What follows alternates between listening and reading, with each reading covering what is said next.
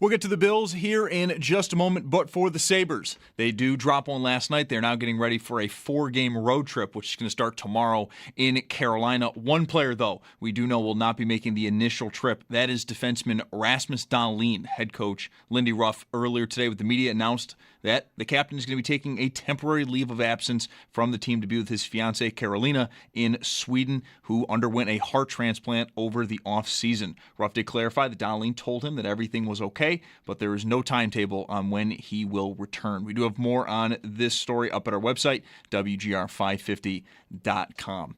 For the Bills, they are gearing up to head down to South Florida to take on Miami. 2 players for the Bills have been ruled out. A.J. Epinesa with a concussion and Shaq Thompson with a hamstring injury. We also have 4 players that are questionable. Cornerbacks Christian Benford and Taron Johnson, wide receiver Josh Palmer, and defensive tackle Daquan Jones. While for the Dolphins, it does appear that Chop Robinson and Rasul Douglas will be out for this weekend's game.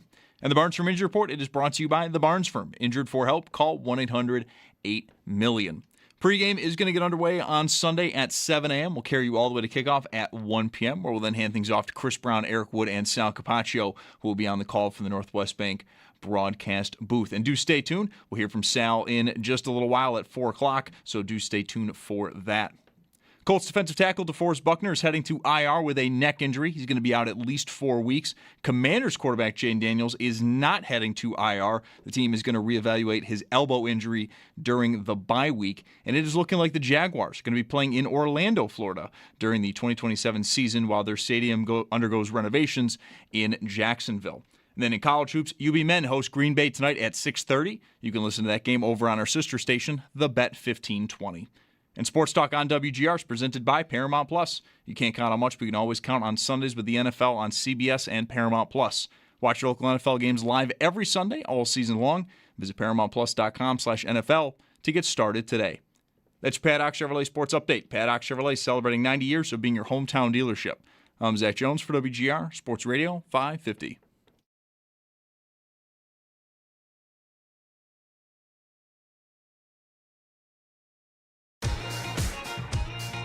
My dad's not here right now. He's still at work.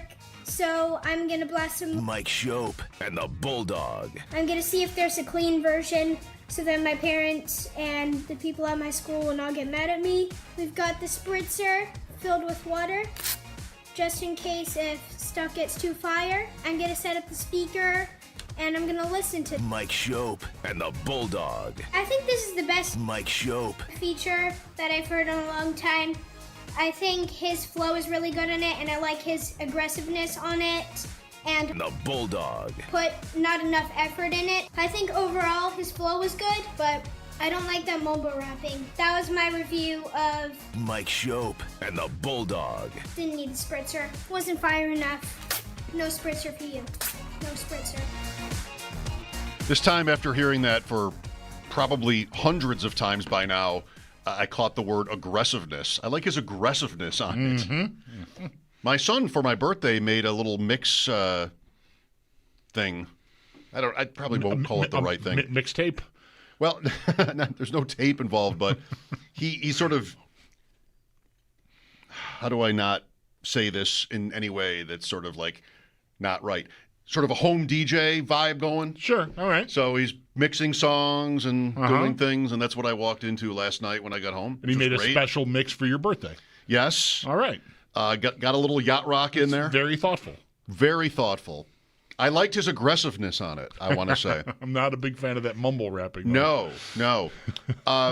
Earlier in the week, a few times actually this week, I got to a point with all the, I think the word is consternation about what the Bills aren't. I'm like, you guys, we sound crazy. And I just, even before the show started, had this again with Bulldog talking about his kitchen appliances. Like, it's just so much going on there. You should have been here for this. And half of me was like, just wait until 3. And the other half of me was, enough. Enough with the dishwasher you can't figure out how to remove. I'm sorry I burdened I'm sorry I burdened you. You wasted it. I'm sorry I burdened you with all that. No, it's more than you wasted. 60-40, you wasted it. 40 is like, all right, I got it. I didn't think I was not thinking of it as content. I really just needed to get it out. Okay. Because well, my lead was, I think, of the however many hours since we were here last, like 21 hours, 20 hours. The non-sleeping hours, part of it, like 6 of it was spent wrestling with a dishwasher that's malfunctioning. This is how you feel when I'm like, oh, DJ Moore or Jerry Judy. Yeah, pretty much. Full Yes. points. Yes. PPR. Right. One guy's off a bye week. What about Patrick Surtain? Will he be shadowed? Well, good luck with your dishwasher. It's time to just call in the professionals. That's what's going to happen. Oh, I mean, that's what I immediately always do. Yeah, see, I sleep fine. I still need to exhaust, it's a half a dozen screws. What could go wrong? It's fine.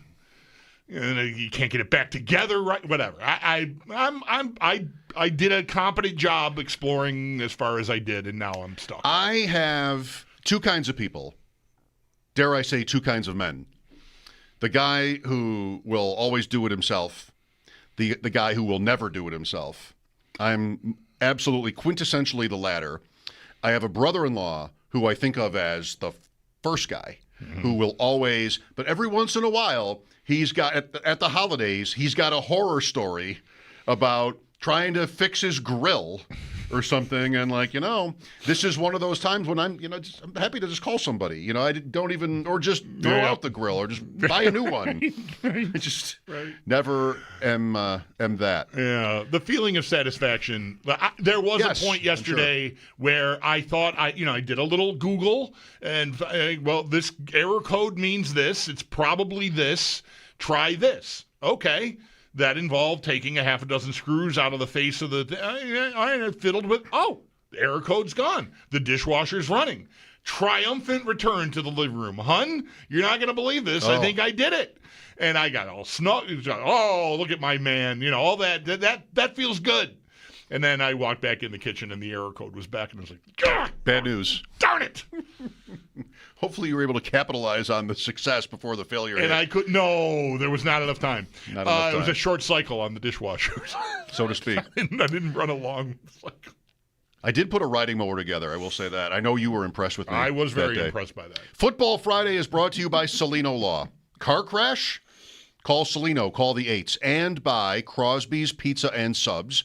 Crosby's hometown fuel, game day ready since 1922. Okay, what question am I going to ask? You're not going to ask me anything about Mike McDaniel, are you? Because that's too easy. That could have been right. But no. Is there a score? Yes, that's the question I want to ask. Is there a winning Bills score that would offend you, or at least have you in here on Monday more in the mood to complain? I think I want to revert to my original feelings on this from the very beginning of the season, which might have been the Dolphin game. Yeah, right. Week 3. I don't think I care anymore. We in part like what you're describing at the outset here, right? All of this. That we, we're are we in the eye of the hurricane? I don't know. Are we the creators of the hurricane? Whatever our role in it, we're definitely a part of it. We're in it, and it's been day after day after day of, and look, I'm taking my guesses at what I think they might have wanted to do at the trade deadline, and fans are upset they didn't do this and didn't do that, and they should try harder and F these picks and whatever, right? But the team is the team. They're still, I think, an excellent team with a great chance to win the Super Bowl. And I think maybe I want to stop worrying about style points. Just keep pace. Denver squeezed one out, one of the least watchable football games you'll probably ever turn on in your life. Just passes being chucked out of bounds every series. Just horrendous sporting event to watch. I called it abhorrent. Okay, last night. That totally works. It totally works. Horrendous. Which is worse? The Warren Sharp tweet of both quarterbacks with their helmets on backwards. That totally worked. That's exactly what we were watching. So I don't care. Just get me to 7-2. Just get me to 7-2.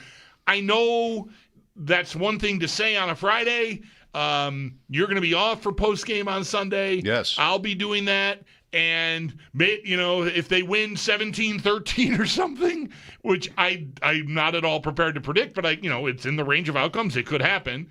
I'll be maybe prepared to pick apart their receiving core some more and be mad about the things that the flaws they have, but just keep winning games. Just keep winning games. Keep the 1 seed in the window for us, and that's really about all I can ask at this point.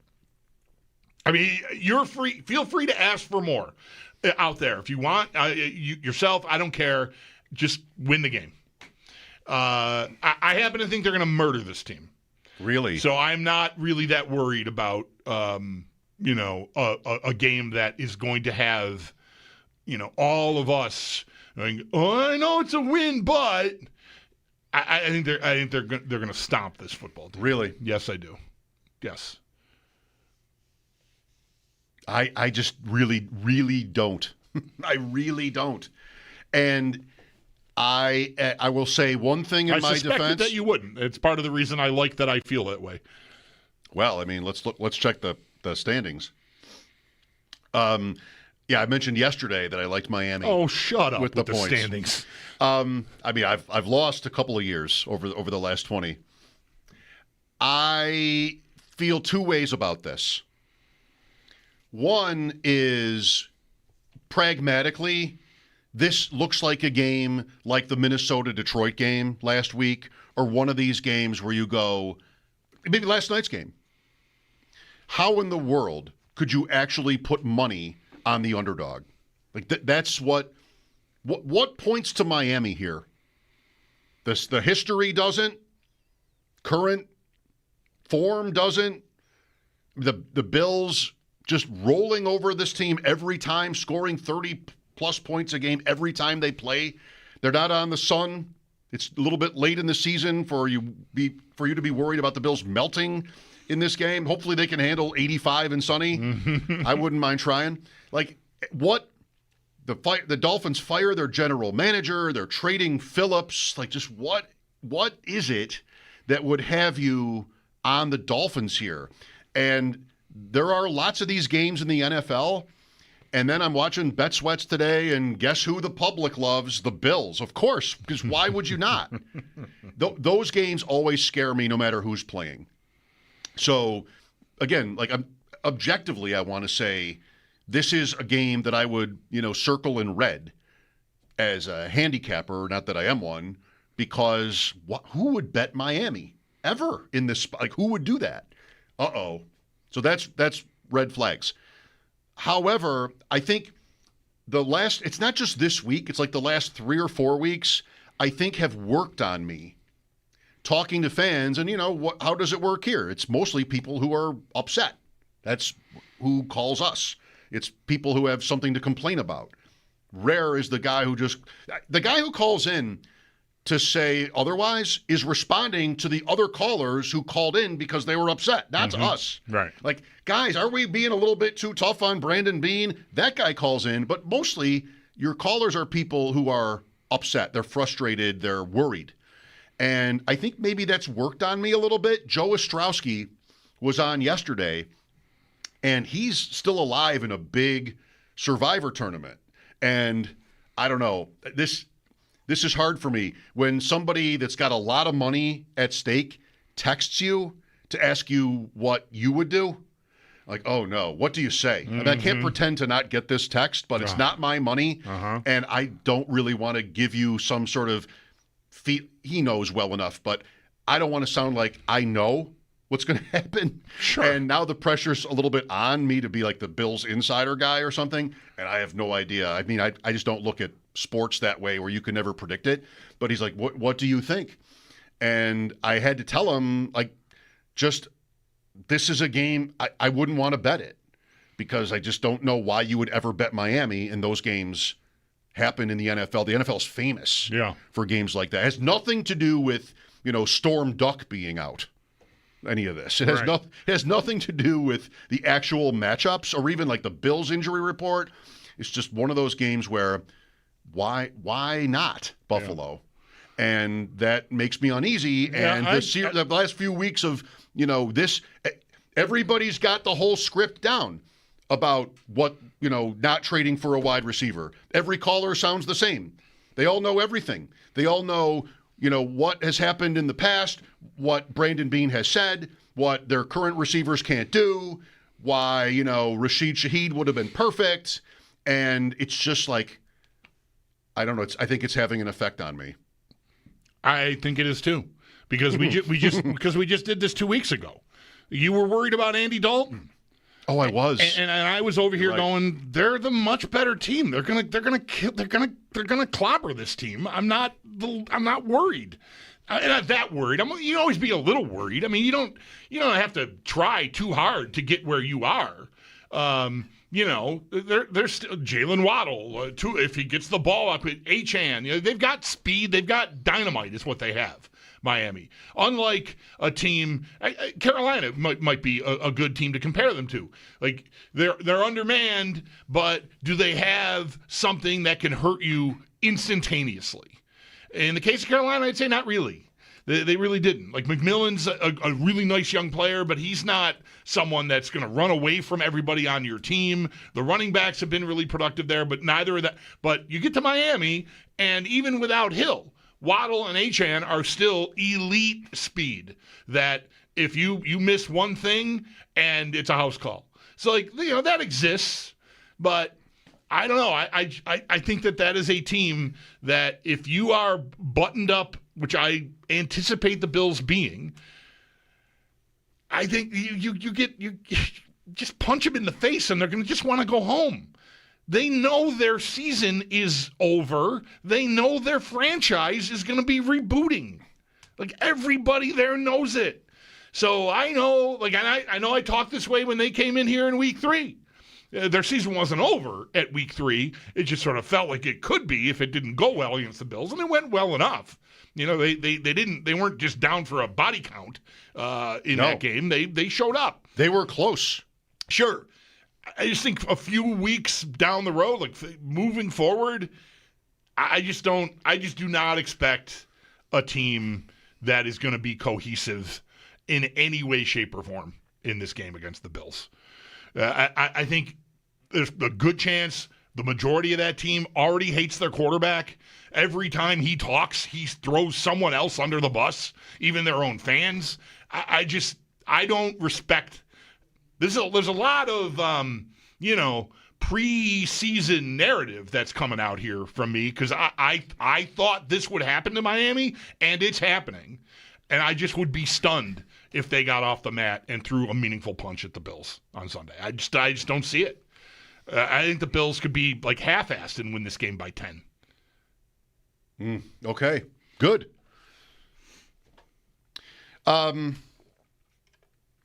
Tua. All-time at home. You want some QB wins? Sure. Entertainment? 28-11.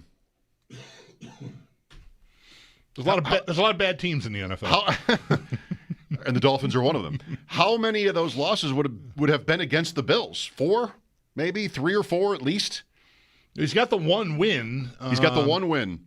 It's the only time under Tua the Dolphins have beaten the Bills is that one game when the Bills outgained them by 250 yards. Has he played at all the games against the Bills down there?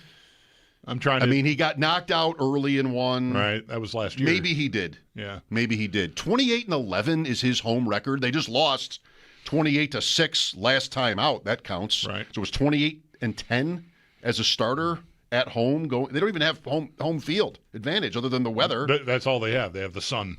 They have the sun. The sun is their home field which advantage. They pay back by putting it on their helmet. I guess that's right. That's the deal that they have with the sun. We will advertise you, and you have to help us melt opponents.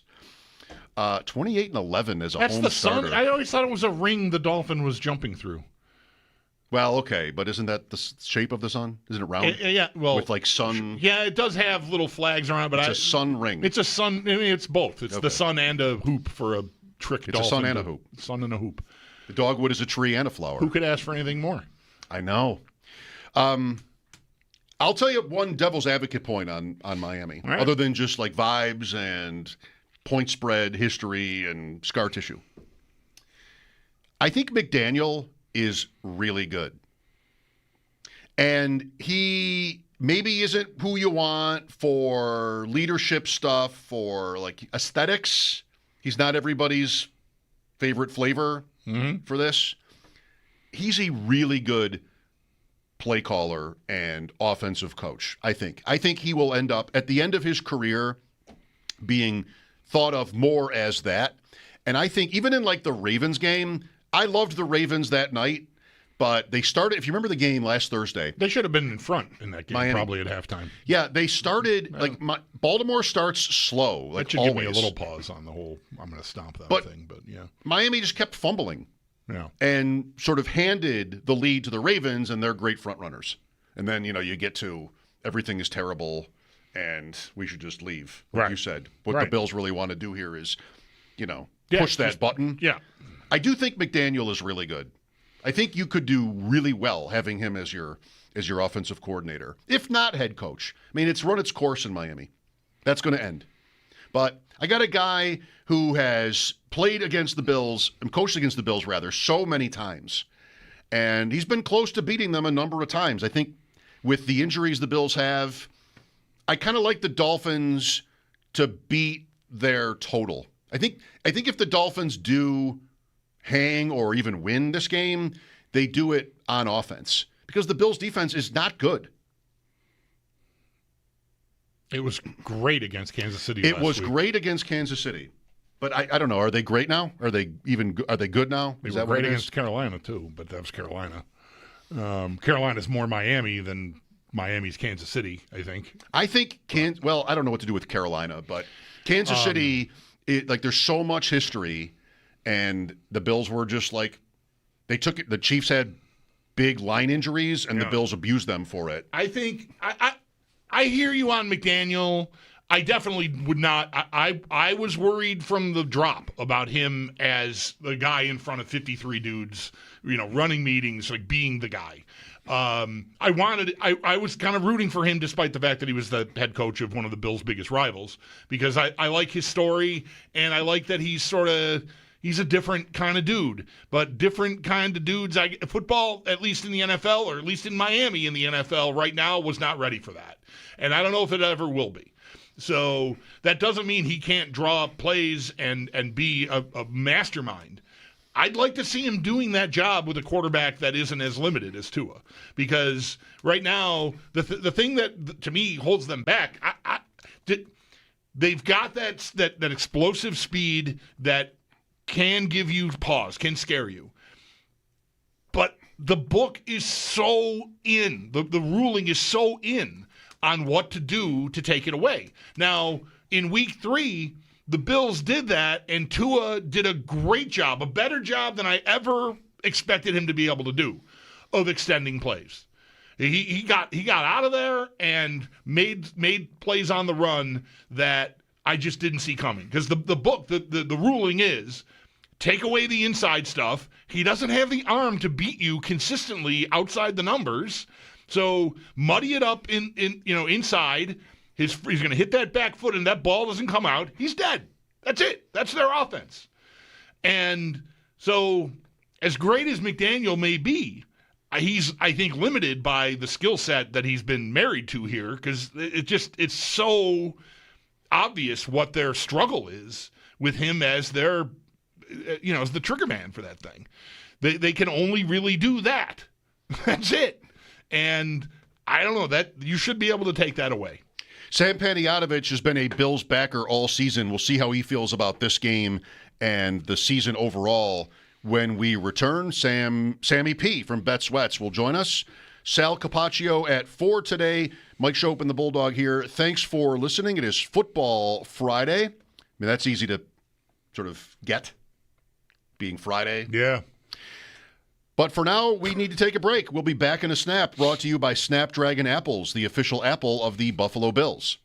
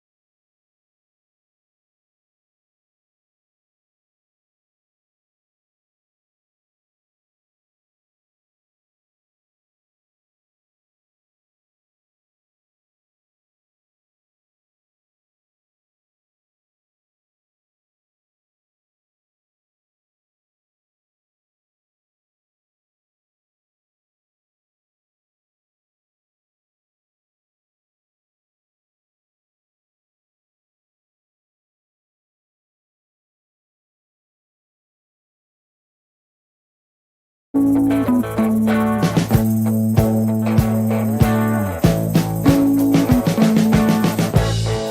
been living in sin so long, all the feels are gone. Fella stopped me on the street last night, said everything's alright. Roller coaster, make it through the day upright. It seems your meal ticket is gone, but life goes on. I could never imagine something better. Yeah, right. Now you're cooking on high heat in the middle of the street. Roller coaster, take me to a better time. Let's go! All sing your high line with the roller coaster of life. Yeah. It's time to all choose your timeline on the roller coaster of life.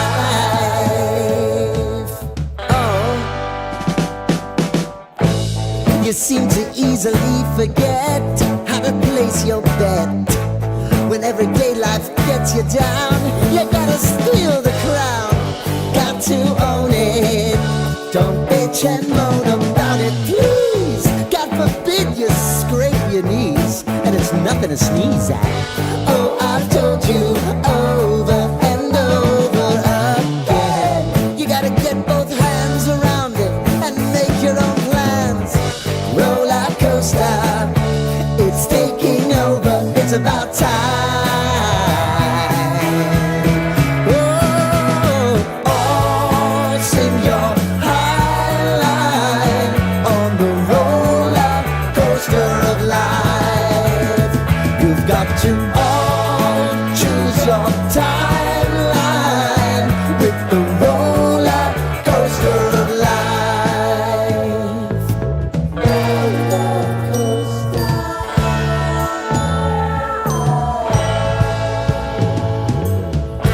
I want to go down the rabbit hole, down the rabbit hole of life.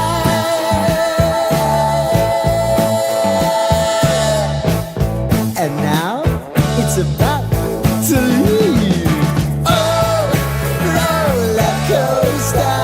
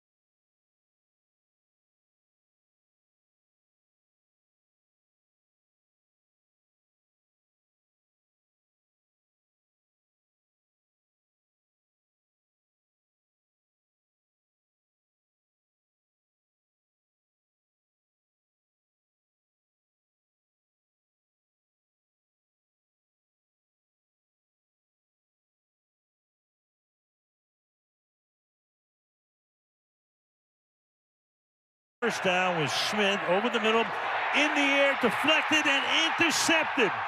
And into Raider territory comes Dondre Tillman. And look at him gallop all the way inside the 35. There it is, the one interesting play from last night's game. How many were there? 5? Both teams were so inept. I don't know. I don't, despite all the stuff that's gone around in the last few weeks regarding the NBA and gambling and its presence in these sports. The interception that goes off of Franklin later. Oh my gosh. Watching that, I interrupted myself. I don't ever think, oh, this person's gambling on the game. But that throw, the way that he missed that, I just thought, what are we doing here? What, dude? And the Raiders did the same thing. Was it Thornton? Yes. It was like volleyball. Yes. So bad. Oh, my gosh. So bad. So bad. No chance of the over. With us now, our friend Sammy P. Sam Panayotovich from Bet Sweat. Sam, how are you? How do you put together a highlight reel when there are no highlights in the game? I know. It's short. It'd be a fun bit to sort of set it up like on SportsCenter or something and just actually show nothing. Right. And you know what's funny? We were so desperate for football. I'll speak for myself. I've got the YouTube TV. It's very, very stressful in this house right now because I couldn't watch the big games last Saturday. I couldn't watch Monday Night Football. Couldn't sweat Maction on Wednesday, although I was in New York, so I wasn't really home. And then you get home last night and you're salivating because you're like, finally, I can watch a game after I get my Amazon Prime wheel to stop spinning. I can watch, it's an awful football game. Joy. It was so bad, guys. So bad. My dad's here. My parents are here. My dad goes, when Bo Nix threw that pick in double coverage that like there was not an orange jersey in sight, my dad goes, who was he throwing to? I'm like, I don't know. I have no idea. Yeah. And the Raiders take that play, if I'm thinking of the right play, to like the Denver 40 and don't score. Right. Down by 3. Just kneel it 3 times and kick. Right.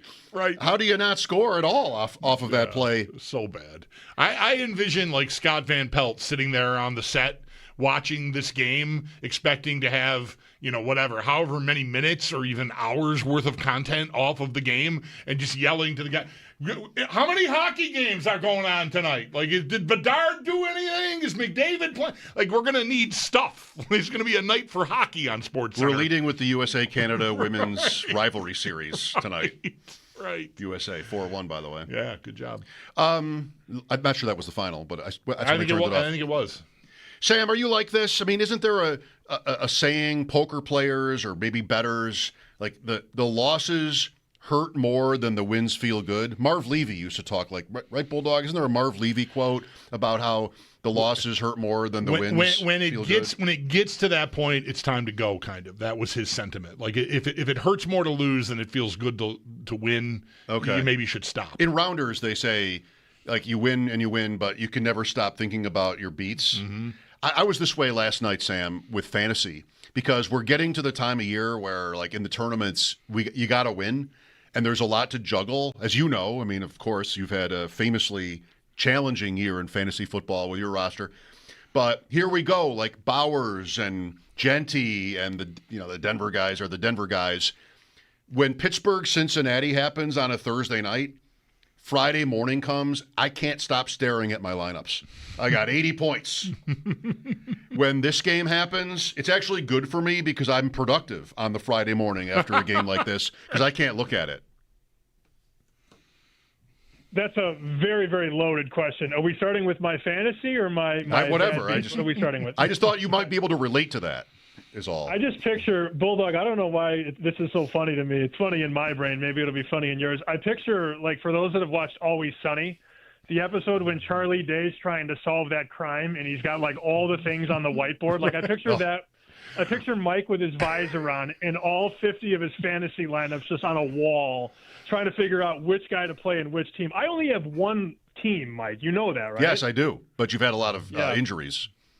I know. I started 0-5, and now I'm 4-5, and I really would like that pot. Like, I can get in, I think. I have to basically not win out. 6 of the 12 teams make the playoffs, and we could all use the money. I'm basically trying to figure out right now, do I start DeAndre Swift, Kyle Monangai, or both? They are both Bears running backs. I might start them both against the Giants. Who else is an option? Shaheed. Oh, you can't start Shaheed. Swift was okay, well, he's back. And I benched, which was good, R.J. Harvey. Bulldog and I had this conversation on the air yesterday. Right. I didn't take your advice. I sat R.J. Harvey because he doesn't play enough. And it sounds like Swift, they said full go. Guess what? Today. Limited? Yep. Questionable. Did not practice or limited or something. Like, I don't know. This is our lives. But you do. I mean, Sam, I'm sorry to bog down the earlier point, but you relate, don't you, or no, to the thinking that your losses hurt more than your wins feel good, or are you not like that? Good for you if you're not. Well, here's where I live. I give out games on multiple platforms 5-6 days a week, right? And there will be games, like a perfect example. Last week, I, on Wednesday, Thursday, and Friday, said to bet Texas at -2.5. It got to 3 by Friday. So when I sent my newsletter out, I had to put Texas -3. They were playing Vanderbilt, okay? By Saturday, the line's 3.5. My biggest stress in life is when I talk about something for 3, 4, 5 days at a good number, and then somebody lays a bad number and loses, and then they're pissed at me. Like, that's the worst. So Texas was up on Vandy 34-10 in the fourth quarter. And Vandy scores like 21 unanswered points in the fourth, 34-31. And I got people that will send me a DM like, nice pick, bitch, to my DMs, you know? And, like, that's my biggest stress in life right now. Like, we talked about it at 2.5 and 3 all week long. You laid a bad number. You're mad. You turn on me. That's how my life is. Yeah, because people must think, like, well, if he liked it at 2.5, what's another half a point or another point? Well, it's like, what's the big deal? Well, it's a big deal. And the fact that they were way ahead makes you feel better about it. Right. Until that happens. Well, I had it at 2.5, if that makes you feel better, Sam. Partly from listening to you guys. I do feel better. Thank you. SMU was nice, too, boys. That one wasn't a sweat. Outright. 12-point underdog, beating Miami. I heard you say this week you like Notre Dame. Is that your number one? There's another one, though. This number was 24.5 on Monday, and I look up now at the board. It's 27.5. If you missed it, yes, I still like it. But what if it's 47-20 now? You're not covering 27.5, and I know people think, oh, it's only a half a point, but these are 23, 24, 27, 28, 31. These are all common landing numbers. So, yeah, I like Notre Dame. I think they're going to win by 5 touchdowns. But if it lands 27, I'm going to win, and people that are late are going to lose. You know, just quickly, I want to say this. We'll get to the Bills here after that. But last Friday, Bulldog and I were on remote. We talked from a bar, and Sal Capaccio came on later and mentioned how Syracuse was playing North Carolina last Friday night at the Carrier Dome, Belichick. And he mentioned how Syracuse was starting a lacrosse player at quarterback. And it was another one of these moments, Sam, when I realized the teams where I have the biggest blind spots in college football are the New York State teams, because I go to college football through like BetMGM, and you can't bet New York teams in New York. So that includes UB. And it sort of hit me, like, I don't even know how these seasons are going, Syracuse, UB, because I never see a line because it's not on the app. So I'm like, oh, wow, really? That's tonight? Last Friday. That's tonight. North Carolina. Really? Okay. It's almost like a different sport for me. And this is just sort of a me problem. But when it's a New York team, and Army is the third one, that might be the whole list. UB, Syracuse, Army. I would have loved that tip because I would have slammed the under at 46. The final score was 27-10. It wasn't really all that close. North Carolina, Syracuse. Yeah. Right? North Carolina wins. You said they started a lacrosse player at quarterback? Yeah, and he was like 0 for 10 at some point. Yeah. Something like that. Thanks for the tip, Mike. It was just Sal telling us. I didn't know anything about it. To my point. It was hours after you were on with us. I should have texted you. I'm a lacrosse guy, so I would not assume that would go badly. What do you think about the Bills on Sunday? Big favorite. Mike's nervous. I think Miami's just going to lay down and die. I am nervous. I saw they were taking stuff out of the locker room because that worked for the Ravens. So naturally, it'll work for the Dolphins. I think they're going to blow them out, man. And I keep hearing the same thing. And you guys are different because you guys are so close to it. The national narrative is, well, they don't beat anybody bad. I'm like, did you not just watch the Panthers game? Like, what are we talking about? It's so lazy. Who's healthy on defense? Like, how many guys are out? That's my quick question. Well, AJ Epinesa is definitely out. Thompson. Yeah, right. Fringe starter. Shaq Thompson. They've got some questionables. Taron Johnson, their nickel corner, is questionable.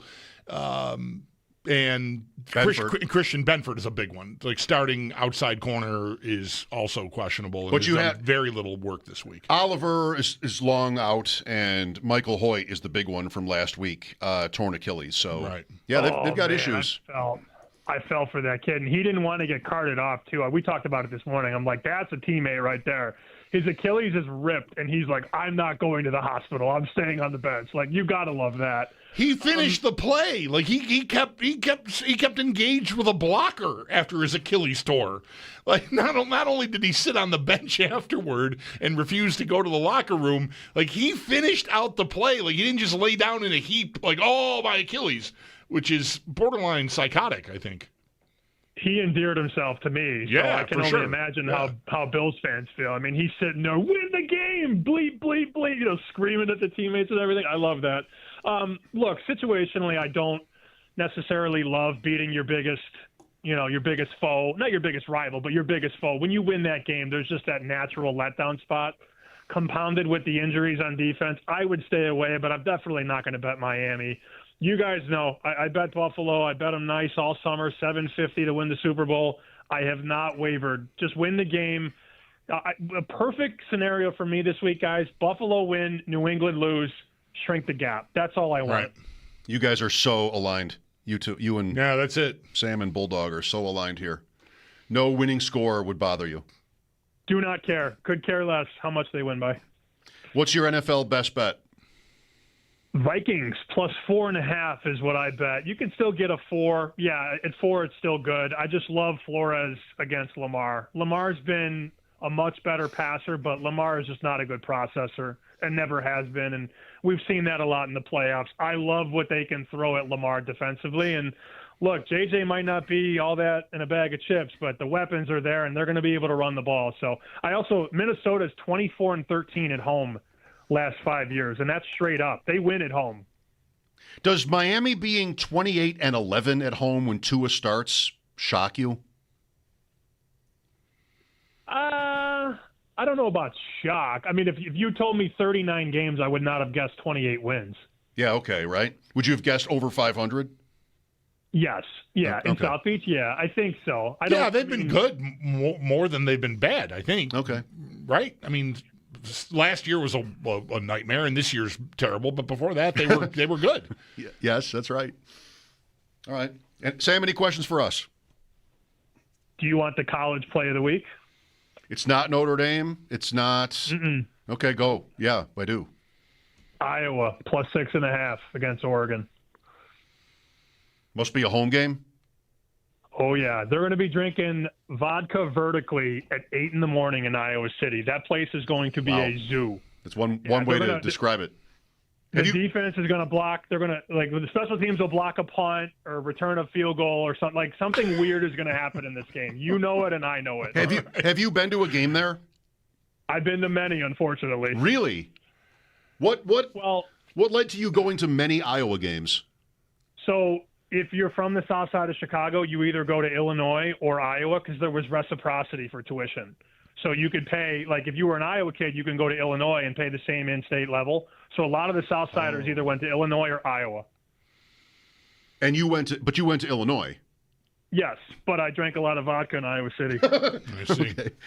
Okay. Now we're getting This is somewhere. one of these things where my preconceived ideas about teams, just their histories, gets in the way of me making any kind of a judgment on a wager between a team like Oregon, who I just think should be capable of scoring 40 points any week, and a team like Iowa that I think is going to run the ball 96 times. And I'm guessing that's not the case anymore.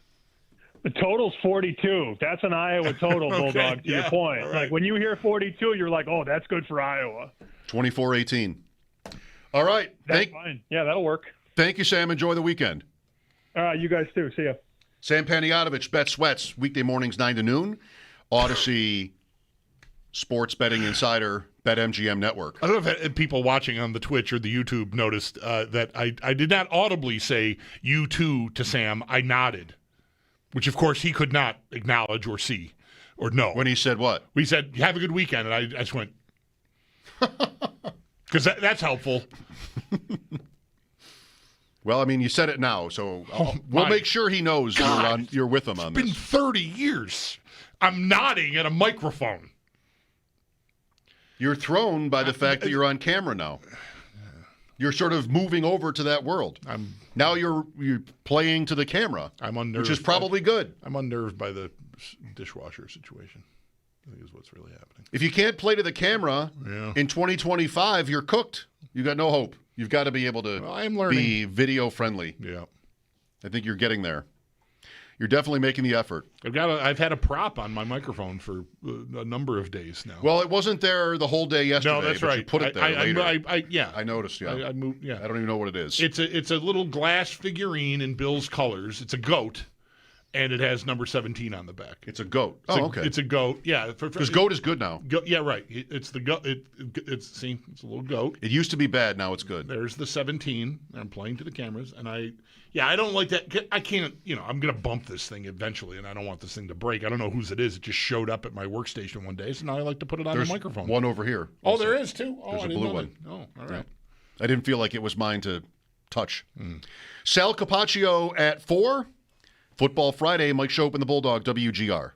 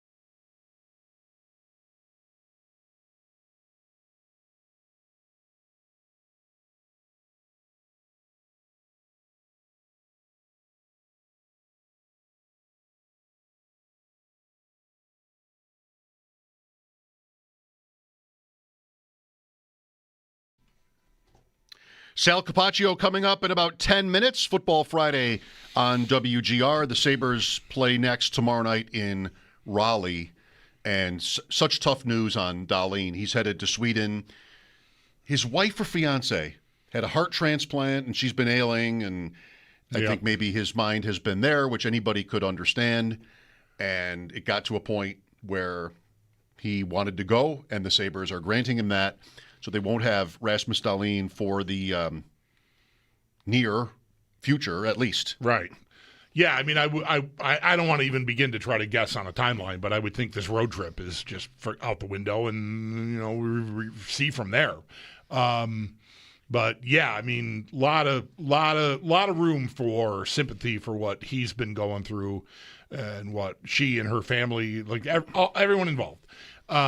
Even his teammates. It's hard. I think it's hard to be around. It's hard to be around someone, but you know someone that you care about is going through a tough time, and they're trying to just do the best they can and get through it, and that just can take a toll on everyone involved.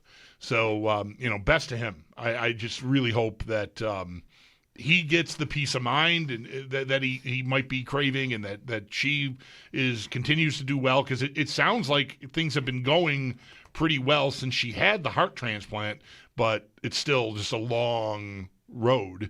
And I guess he's decided it's best for him to go be with her for the foreseeable future. Sabres have played 14 games. They've won 5.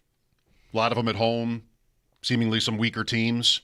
Toronto might not have seemed like one, but they were. St. Louis definitely was. Yep. 14 games, 5 wins. Sal next. Mike Schopp and the Bulldog, WGR.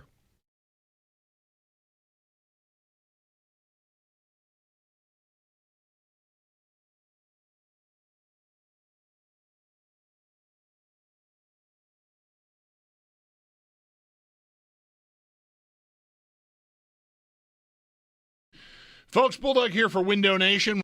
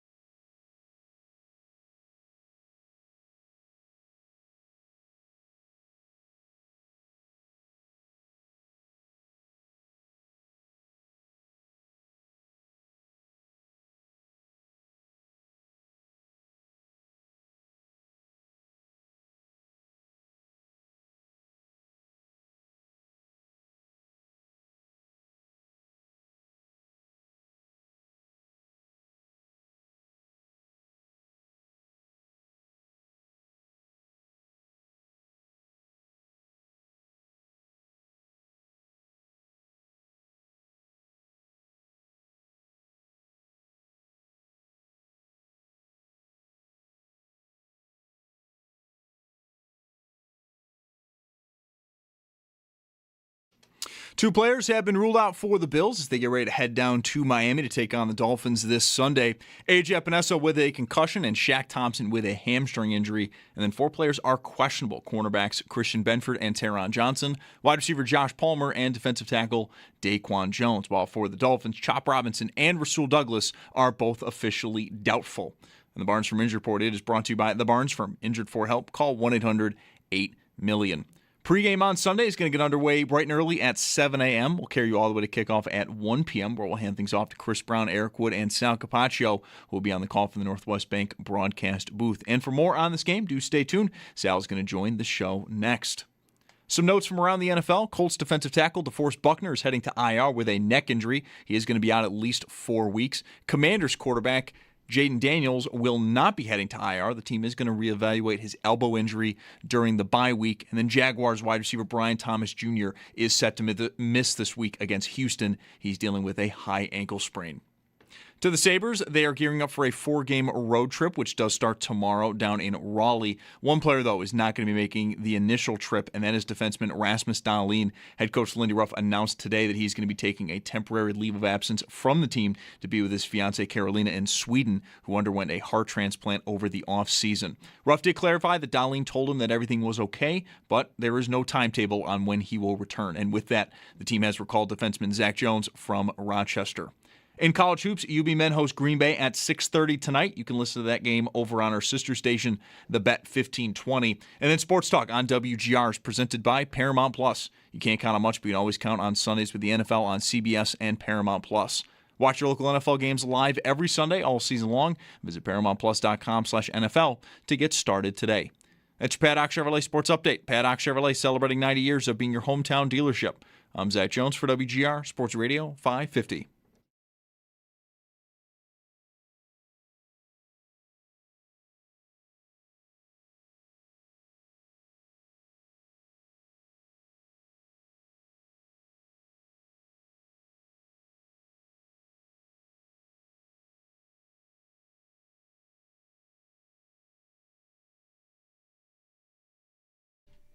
Football Friday on WGR. See this clip of Aaron Glenn today? Not wanting to tell the reporters who the starting quarterback is going to be? Yes.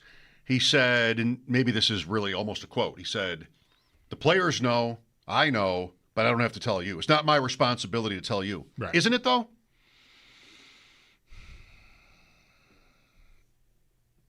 Isn't it actually the head coach's responsibility to announce who the starting quarterback is going to be when he's already decided? Sometimes they'll pretend that they haven't decided, but he's telling you he has.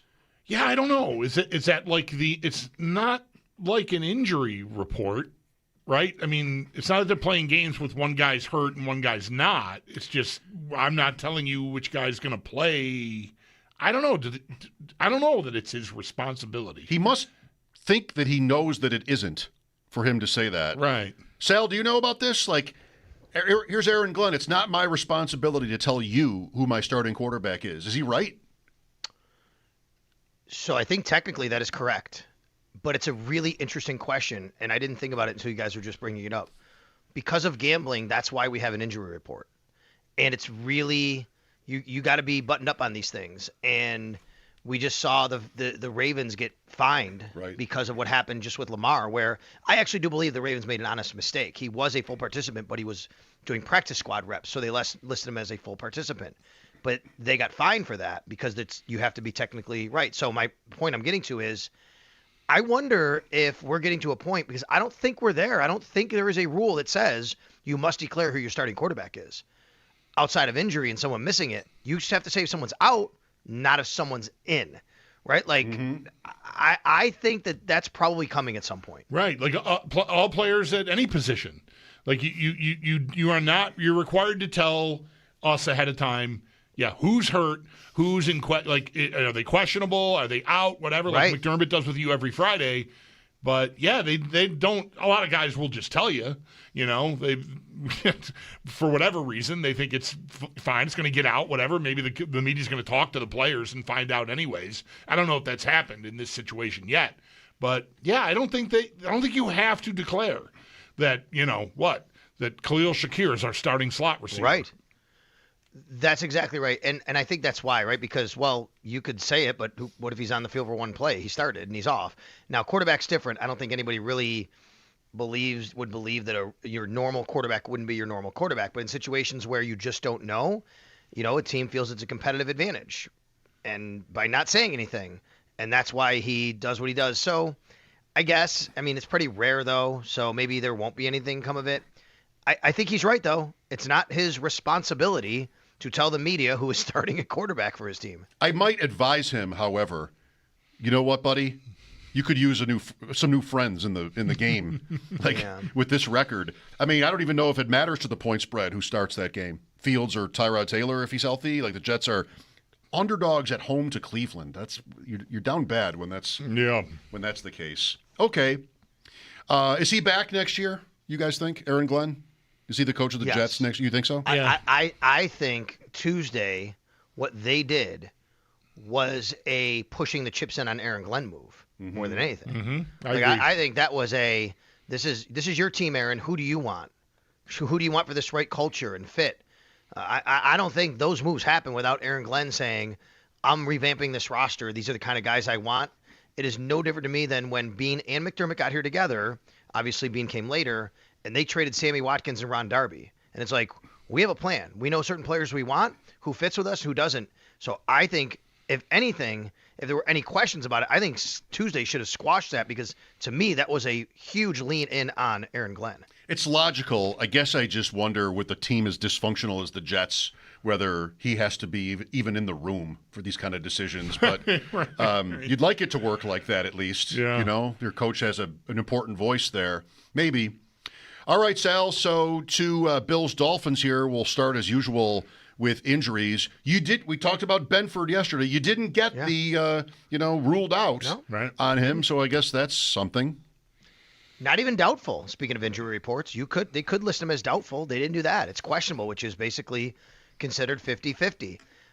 It would be pretty rare for a guy to have have an injury on Wednesday, doesn't finish, has a DNP on Thursday, and then plays on Sunday. I think for the Bills, the way they generally operate, I'd have to go back and look in those situations. It doesn't feel like it's something they normally do, but hey, maybe they just needed it. He needed a day. He needed to get his leg or his hamstring his groin, get his groin healthier and feel good again, and not go out there and risk any further injury. And that was today, I guess. And he was limited today. Doesn't mean he's playing. We'll see where it goes. But you're right. Christian Benford being limited today at practice and then questionable for the game is obviously a real good sign of, even not for this week. At least it tells you it's not long term. Yeah. How big a deal is it to you if he does not play in the game? It's not that big of a deal to me. They have weapons, the Miami Dolphins. I think this is a game where I'd love to see a little more Max Harrison. And, you'd have Tre'Davious White on the other side instead of Christian Benford, and that's fine. Nothing wrong with that, I think, going into this game. This is a team that is without Tyreek Hill now. He's no longer, playing for them. He's injured. They do have Jalen Waddle, but the Bills can do it. The Bills can, scheme stuff up to make sure that Waddle doesn't, really become the guy that hurts them too bad. This is about stopping the run game, I think, for them this week anyway. This is about stopping Achane, what they want to do. Ollie Gordon, they're going to probably want to go a little heavier. That's what they did last time. He's questionable, by the way, to play in this game. And they do have, Jamarcus Ingram would be their third boundary corner. They do have Dane Jackson to elevate. So I guess if Dane gets elevated by tomorrow at 4 p.m., that might be an indication on Benford, but it doesn't have to be, by the way, because with Taron Johnson looking like he might play, he is questionable. If Taron Johnson's going to play, that just allows then Cam Lewis to go back into his normal special teams role, and you wouldn't need Dane. You could go with 3 boundary corners. They've done that before. Benford, I want this to be a question. Benford and Johnson this year have both at a time or two brought, it's come to be a discussion point, like, have they slipped? Mm-hmm. Are we at a different point in time with, Johnson is older than Benford. What would you have to say to that? Like, do you think either or both of these guys are a notch below where they've been? I think more so that would be for Johnson for me than Benford. I do think there's been a time or two, like even the last game, Benford got beat pretty badly on the ball to Hollywood Brown. He just got beat. I don't think that means he lost a step or anything like that. He got beat on a clean play. He judged the route wrong. He went inside. Hollywood Brown went outside. Nice route. Tip your cap to him. Shouldn't have happened, but it did happen. It's football. It's part of playing the position. I do think sometimes I feel like maybe Taron Johnson just isn't getting there as quick as he used to. He is a bit of an older player. He's got a lot of wear and tear in that body.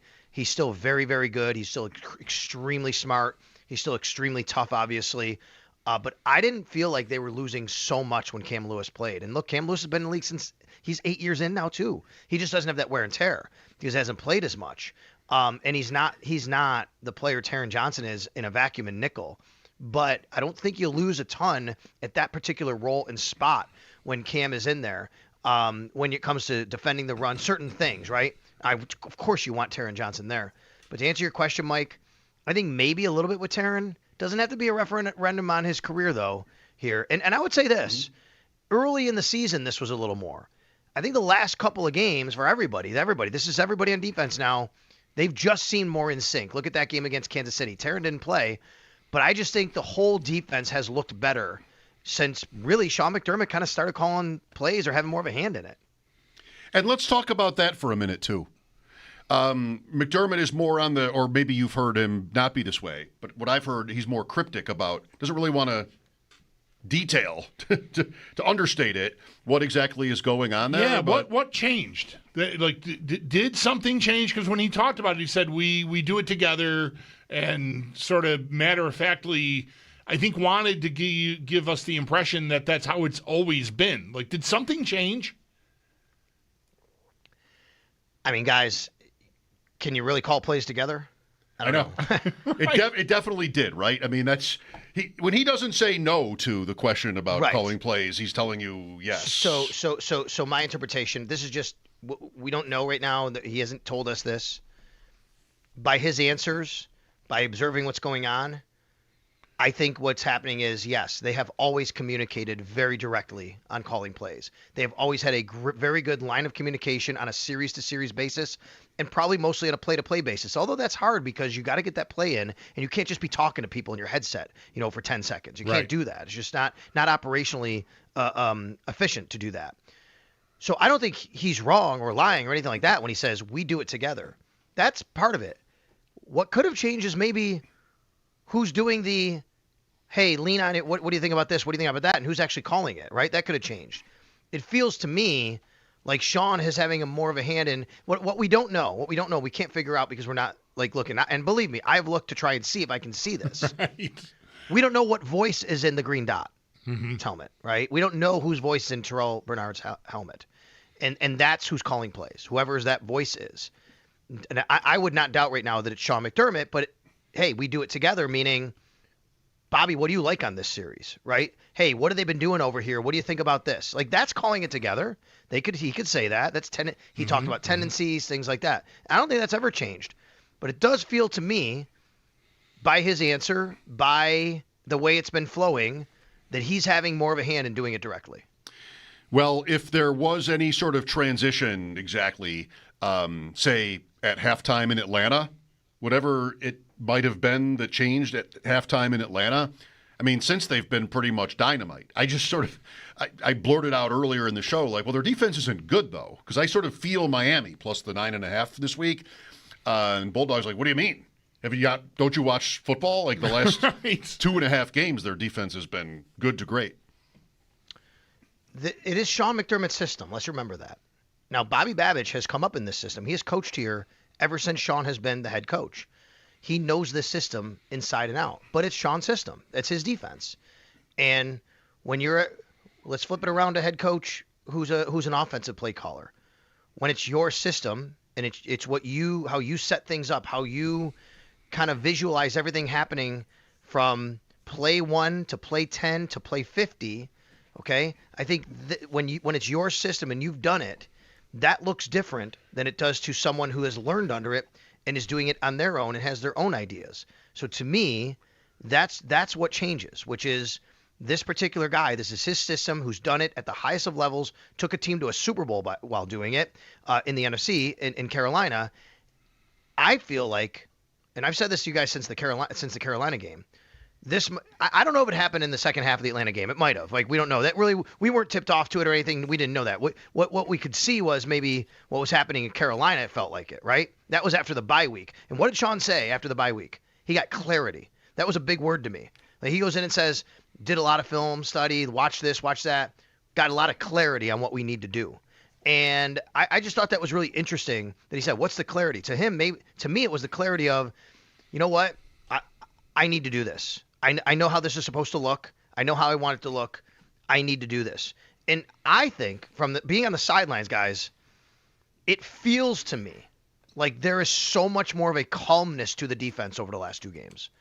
Now, there's times in the Kansas City game where you're running around and you have to call timeout. I get that. Right. They weren't real buttoned up. Yeah, that's right. Yeah. Right. I know that.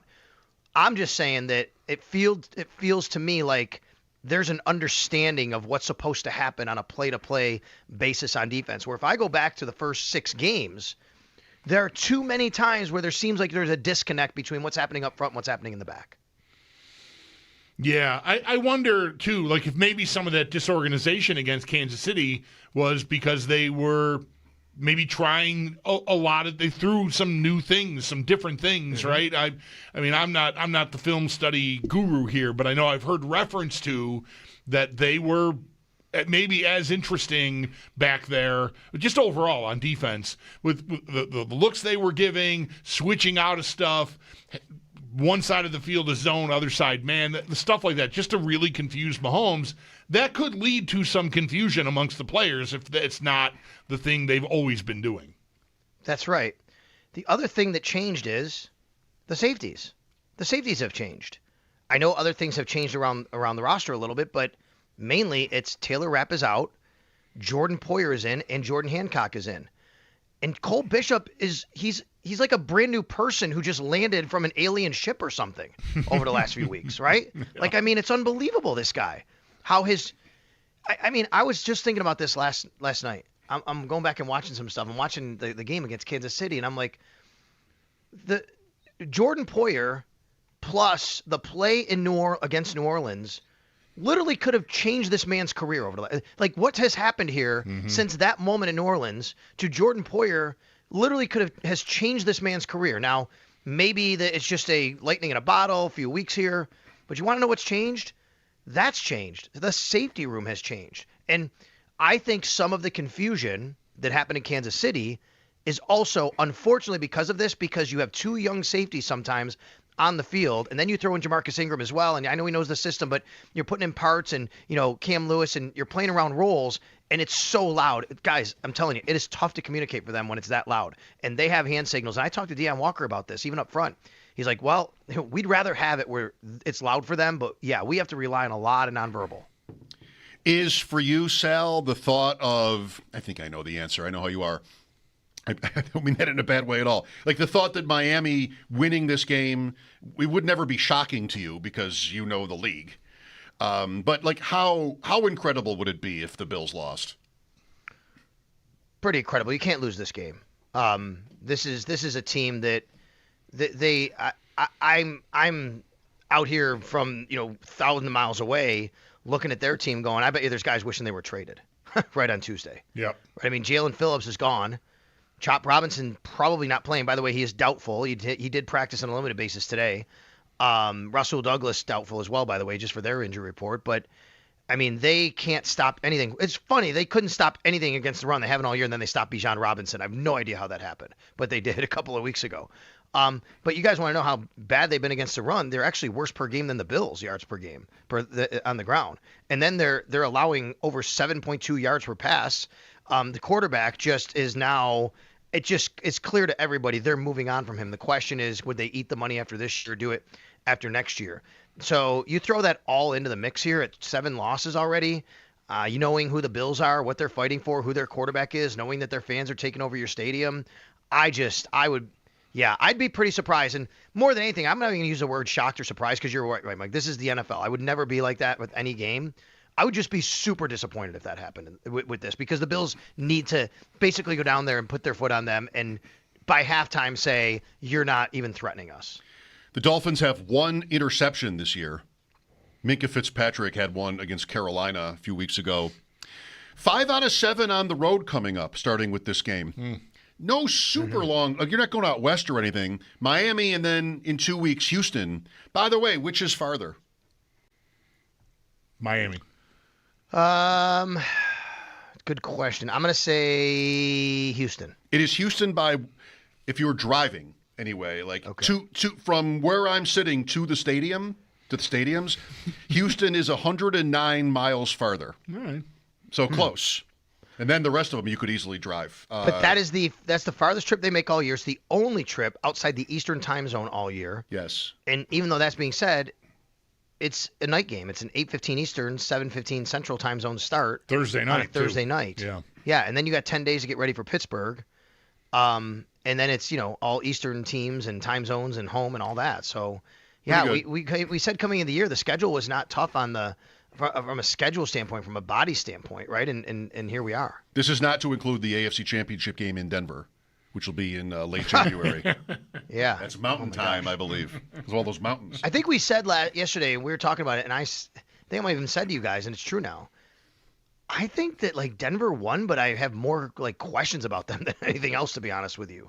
If the Bills played that game that Denver played last night, you guys are coming on the radio going, oh, my God, they got problems. The Bills. Even though they won the game, you'd be like, because this is what we've been through here. Right. I ask Bulldog every week if there is a Bills win that would upset him, and he always says no. And all right, you beat the Raiders 10-7. Really? That's fine? It sets up for such an interesting playoff year because you've got, here are the Bills and the Chiefs and maybe also the Ravens down. It almost feels like it could have been scripted. I'm not saying it is. But you've got the so-called contenders are a couple of furlongs behind these teams that we kind of don't respect. The Broncos, the Colts, maybe also New England. All teams that have much to prove that will go into the playoffs, especially if they hold that lead and they're home against the other teams that we like. What will happen? It's really interesting this year so far. I almost always say yes. I didn't before Carolina. Coming out of the bye, I was like, you're the much better team. I don't want to be in here talking about a 13-10 win. Don't do that to us. And, they killed him. So, but now I'm back after this week, Sal, when he asked me that earlier today, just so to fill you in, I'm like, we've been yelling about the trade deadline and what Brandon Beane didn't do for days on end here, and I'm just win the game and keep pace with New England. I don't care what Sure, I think they're going to clobber them, but I will not. I really won't be genuinely upset. I'm sure I'll have to talk about stuff if they only win 13-10 because I got to punch in for post game, so I'll be here. But I don't care. Just win and just try to get some bodies healthy here because they got a lot. They've had a lot of injuries all year long, and we keep thinking it's going to get better, and it never really does. No, this would be a really nice game to get out healthy and maybe, I keep thinking, okay, Miami's not good against the run. Here comes James Cook going back to his hometown, and, he could, what are you going to do, run for 200? But then again, it's like, wait a minute. Cook's been dealing with an injury, right? I know he's off the injury report this week. Wouldn't it be great to kind of back off him and go after that secondary, which is pretty depleted and might give you time to throw because of the pass rush, and let's see the passing game unlocked here, right? That might be the method. So either way, though, I really like the Bills here and their chances. And I just said you need to go down there and take care of them. But we said this in week 3. The week 3 storyline was how bad do they have to beat them to get Mike McDaniel fired? That was the week 3 storyline, right? And what happened? It was a close game. Terrell Bernard has the interception at the end. The Bills kick a field goal. They win 31-21 thanks to a couple of penalties that the Dolphins took. It is a division game. It's tough, always. So just go down there and win the game. I agree with you. Keep pace with New England, which, by the way, that is a monster game between New England and Tampa. It's the hardest game they have left except for the Bills game. Yeah. I mean, if the Patriots, I'm sure you guys have said this or know it, but if the Patriots do lose and the Bills win, the Bills are on top of the division again by a half game. And now the Patriots are chasing the Bills. In some respect, it would be a half game difference because both have 7 wins. But I mean, now the Bills have the upper hand, and they do have the head-to-head games still left that they're playing. If the Patriots win, I mean, you gotta beat them there and hope they get another Yep. and hope they get another loss essentially because unless you run the table. New England then hosts the Jets Thursday night after Yes. this game in Tampa. Very good. Thank you, Sal. Enjoy the trip. All right, thanks guys. All right, it's our dude Sal Capaccio on the Western Hotline. His appearances are always brought to you by New York's only outlet liquor. When you need to stock up, it's the place to buy a case. What's your outlet? You can just not say who your starting quarterback is, or you could have some fun and just say throw a name out and then change it. Breece Hall seems to hate his life playing for the Jets. I tweeted, why can't he just, if he's so mad, so bitter being stuck there, he should just reveal who the quarterback is. And if I'm him, maybe I just lie. I don't even have to, I don't get fined. If Breece Hall says it's Fields and it's Tyrod, what happens? Does Breece Hall get fined? No, I don't think you can fine a player. Oh, I didn't know. I was wrong, I guess. Just, something to think about. 803-0550 for your calls. How do you feel about this game Sunday? We've been talking about, the trade deadline and what didn't happen for much of the week. We would love to hear from you after the break. Football Friday on WGR will be back in a snap, brought to you by Snapdragon Apples, the official apple of the Buffalo Bills.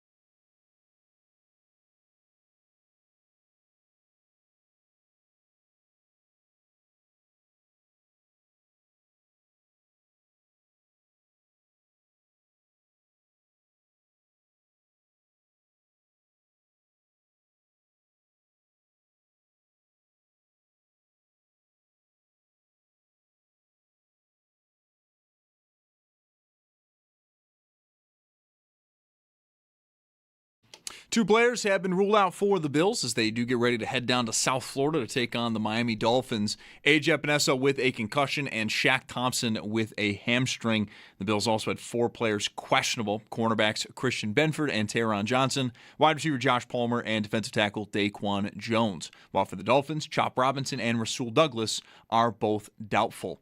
And the Barnes Firm Injury Report is brought to you by the Barnes Firm. Injured for help? Call 1-800-8-MILLION. Pre-game on Sunday is going to get underway bright and early at 7 a.m. We'll carry you all the way to kickoff then at 1 p.m., where we'll hand things off to Chris Brown, Eric Wood, and Sal Capaccio, who will be on the call from the Northwest Bank broadcast booth.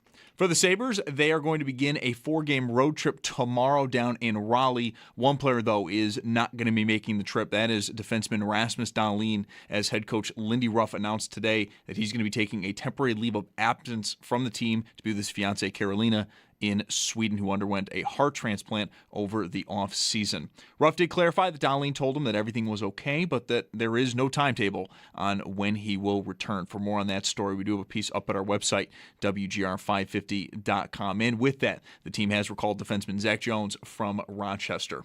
In college hoops then, UB men host Green Bay tonight at 6:30. You can listen to that game over on our sister station, The Bet 1520.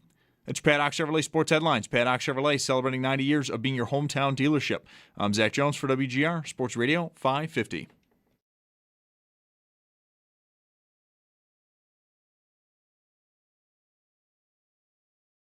Yeah, I thought I was excited day one.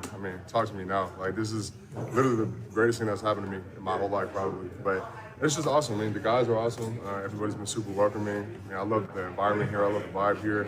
The city of Philly's, giving me a very warm welcome. I got about 20 times the amount of Instagram likes that I ever got on a post before from the Philly fans, so shout out to y'all. But yeah, it's been great so far. Getting out there practicing. I love the weather here.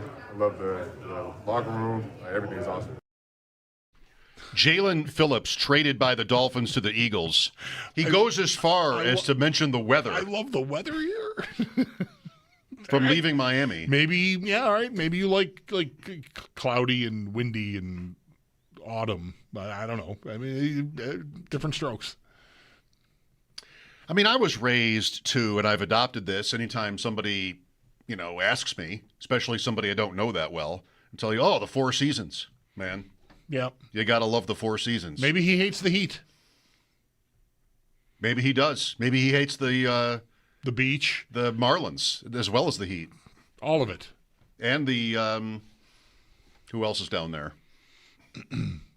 the Panthers. The Panthers, yes, sorry. Yes.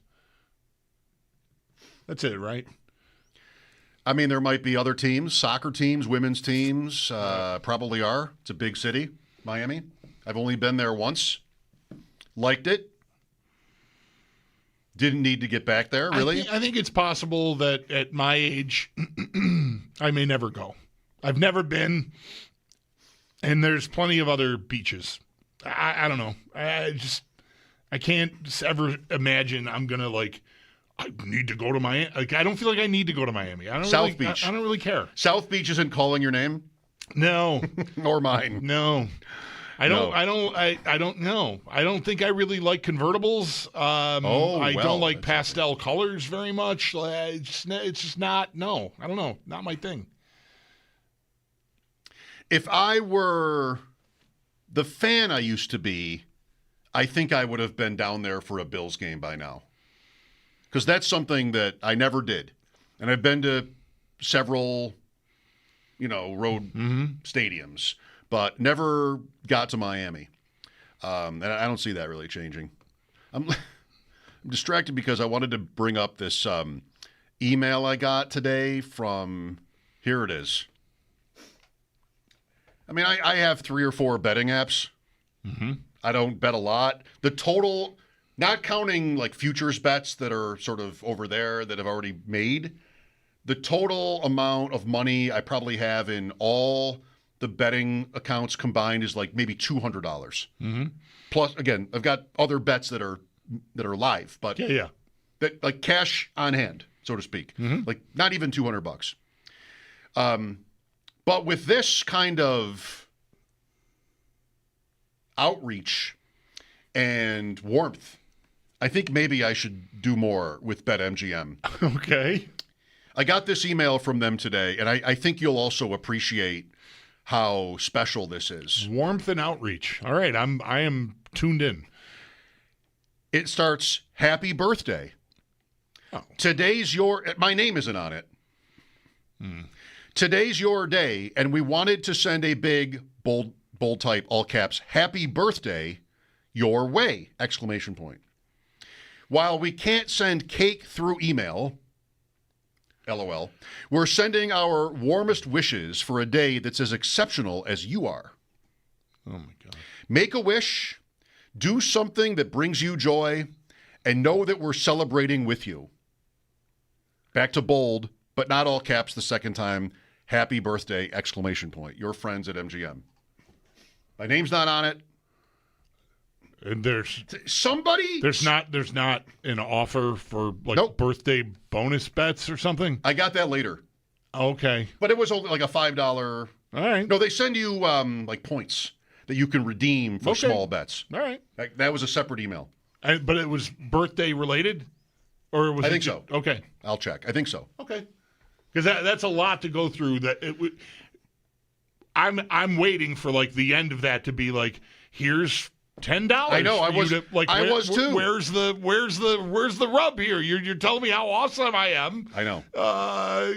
Give me something.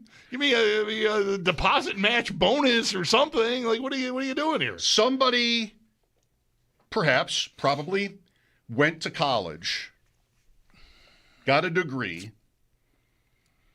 worked their way up through the chain, up the ladder, to be in a position of enough prominence at a huge company that pitched, you know what we could do is send birthday emails to people without personalizing them at all, and say things like, while we can't send you a cake through email, we're sending our warmest wishes for a day that's as exceptional as you are.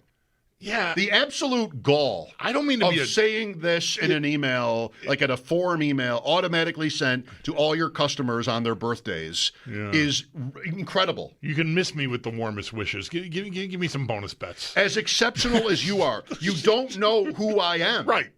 So what are you doing writing nonsense like that, expecting your customers to be impressed? I know.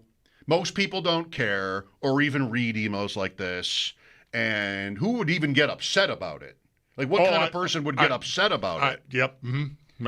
Right over here. We're sending you our... I live to get upset about the stupidest crap ever. We're sending you our warmest wishes for a day that's as exceptional as you are. It is my superpower. Go away forever. Literally, I remember a time on a hockey trip with Owen. I even know the city. I don't know the name of the restaurant, but I remember what we ate. And at the end, the waiter was awesome. It was just Owen and I, and we were like, I was the youngest person in the place. Okay, it was a very old crowd except for Owen. At this place, except for Owen, right? And the waiter was really great, really attentive, and really enjoyed us, and seemed to really enjoy us. And as we were getting wrapped up, he said, "What?" I don't think I did your bit, like any questions for us or anything like that. But we were just chatting, and he said, "I have a question for you. What's your superpower?" And I said, my superpower is absolutely losing my mind about things that nobody cares about. That is my superpower. That is paid the mortgage. That's how this. So yeah, it seems like the opposite of a superpower. I know. I'm just saying, like, I'm capable of losing my mind about the stupidest, and this kind of thing right here is exactly a great example. Oh.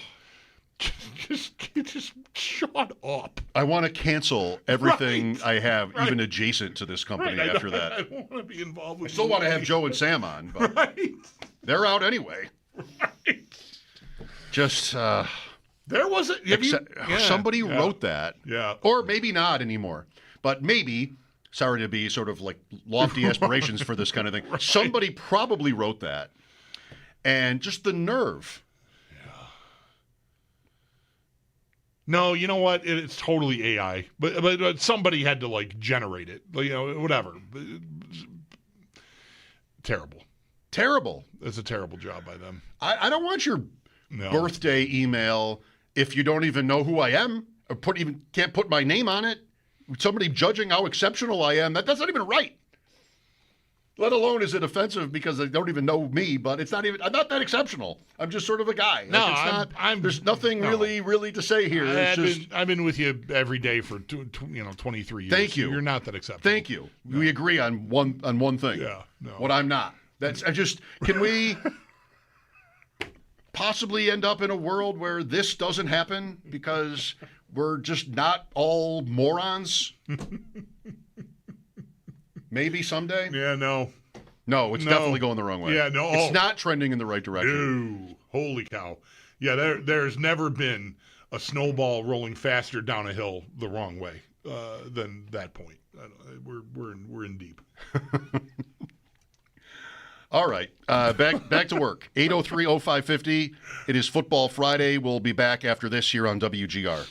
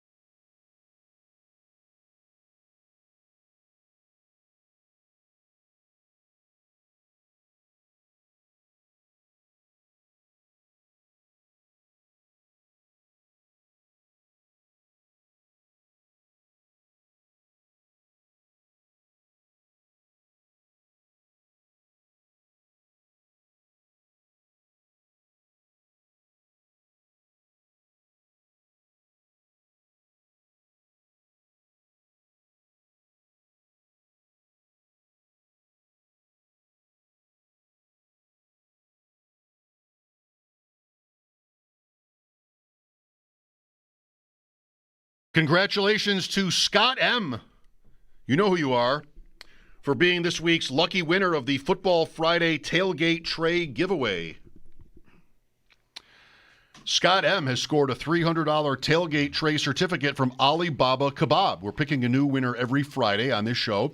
Keep those entries coming at WGR550.com and fire up your taste buds at any of their 3 locations. Good job, Scott M.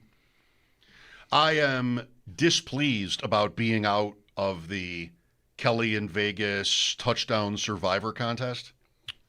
I entered 10 teams, 10 entries. 9 out of 10 the first week made it. I got to last week with 4 alive. You know, not yet in a position to win. Yeah. But you think about last week in the NFL, I went with 4 different players. We talked to Joe Ostrowski last Thursday about Derrick Henry going into the game in Miami. Like, I would only do 1. I did 1. Did not score. Jahmyr Gibbs. Yeah. Did not score. Yep. James Cook. Did not score. It's a weird week. And then it came down to a lot of people went out. There might have been like 80 of us left. I had one live bullet Monday night with Javonte Williams. Did not score. Skunked. Dead. Out. Airball. Goodbye. I felt like this week in my life something was missing. And it was that. Yeah. Out of the touchdown survivor. Man, I thought I was in great shape, but I guess that's touchdowns for you. Also, Bijan Robinson would have been a popular pick. And Jonathan Taylor, almost everybody had used Jonathan Taylor. He did not score. They got beat in Pittsburgh. So, good for you if you got that right last week. Just like making Harrison. Just like making it to week 9 with 4 entries still alive is pretty. I know. Pretty good job there. Yeah. Well, we only started in week 5. Oh, but still, I felt great about it. All right. I can take this. I see. When Henry busted against the Dolphins, I'm like, well, I lost 1, but a lot of people went out. This might be good for me. I'll throw one into the fire, into the volcano, if a lot of other people go with me, and then I'll, slide in through the back door with these other entries, and that did not happen at all. Not even 1. Terrible. I'm glad they rebooted. Joe O rebooted. I think he rebooted both of them. His regular Survivor deals there. We've tweeted that back in the beginning of the season. I don't know that I ever got around to when he was relaunching, but I got through last week. Rams, and I'm on the Lions this week. Oh, okay. At Washington. At Washington. Is that our late game? Good question. I have not looked at that yet. That is usually something that does come up on Friday. One moment, please. I'll be there in a second. Our schedule is, we got the Falcons and Colts at 9:30. Yes. Giants, Bears on opposite the Bills game at 1 o'clock on Fox. And then, Fox is Lions, Washington at 4:25 locally. Night game, Steelers, Chargers, if you didn't know. But you're right. Lions, Washington is the late game here. I'm looking at the 506 Sports national map for the late game. There are 2 games. The other is Rams-Niners. That's Tom Brady's game. And it's more than half the country. Well, that would make sense because that's the top crew. Yeah. So, like, Rochester might have Rams-Niners. Yeah. And all up New England. Well, Brady, would he be a reason why you would get a certain game if he's announcing it? Ooh. Yeah, maybe. We get Detroit, Washington. We're just sort of like on the line where West is the Lions game and East is the 49ers. I would much rather watch Rams 49ers. So would I. Now. I don't know who, with Jaden Daniels out, I mean, Washington is just, with him, they've been limping, but without him, oh my gosh. Totally agree. Not even close. Yeah. Not even close. Yeah. Are we like Lions country now, suddenly? Why wouldn't we get the national game? Yeah, I don't know. For the Lions. I don't know what that is. Ralph Wilson was from Detroit. I don't know. That's weird. It can't be. I don't know. I don't know how that. I'll show you this map. You go to 506sports.com and you can see like red and blue. That's what they use. Like it's an election. Which parts of the country get which game in the late window on Sunday? We're getting the Lions by this, as you said. All right. Football Friday. Let's go. How do you feel? Bills Dolphins Sunday, what the Bills didn't get done at the deadline. That's been a lot of our week. 803-0550 lines are open for you. Mike Schopp and the Bulldog here, WGR.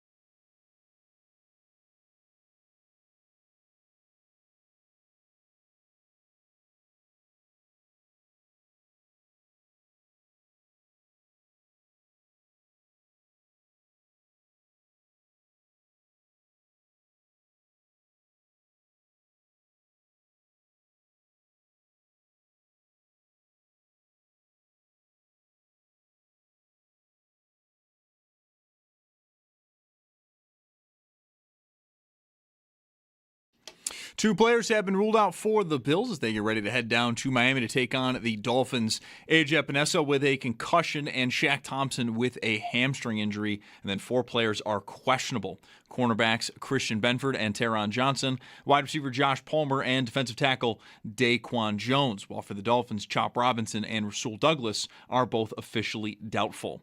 The Barnes Firm Injury Report, it is brought to you by the Barnes Firm. Injured for help, call 1-800-8-MILLION. Pre-game on Sunday is going to get underway bright and early at 7 a.m. We'll carry you all the way to kickoff at 1 p.m. We'll then hand things off to Chris Brown, Eric Wood, and Sal Capaccio, who will be on the call from the Northwest Bank broadcast booth. Some notes heading into the weekend. Colts defensive tackle DeForest Buckner is heading to IR. He's dealing with a neck injury. He'll be out at least the next 4 weeks. Commanders quarterback Jaden Daniels will not be heading to IR. The team is going to reevaluate his elbow injury during the bye week, but he is not expected to have surgery. And then Jaguars wide receiver Brian Thomas Jr. is going to miss this week against Houston with a high ankle sprain. Buffalo Sabres are gearing up for a 4-game road trip that does start tomorrow down in Raleigh. One player, though, is not going to be making the trip. That is defenseman Rasmus Dahlin. Head coach Lindy Ruff announced that Dahlin is going to be taking a temporary leave of absence from the team to be with his fiancée Carolina in Sweden, who underwent a heart transplant over the offseason. Ruff did clarify that Dahlin told him that everything was okay, but there is no timetable on when he will return. And with that, the team has recalled Zach Jones from Rochester. In college hoops, UB men host Green Bay. That game is at 6:30. You can listen over on our sister station, the Bet 1520. And Sports Talk on WGR is presented by Paramount Plus. You can't count on much, but you can always count on Sundays with the NFL on CBS and Paramount Plus. Watch your local NFL games live every Sunday all season long. Visit ParamountPlus.com/NFL to get started today.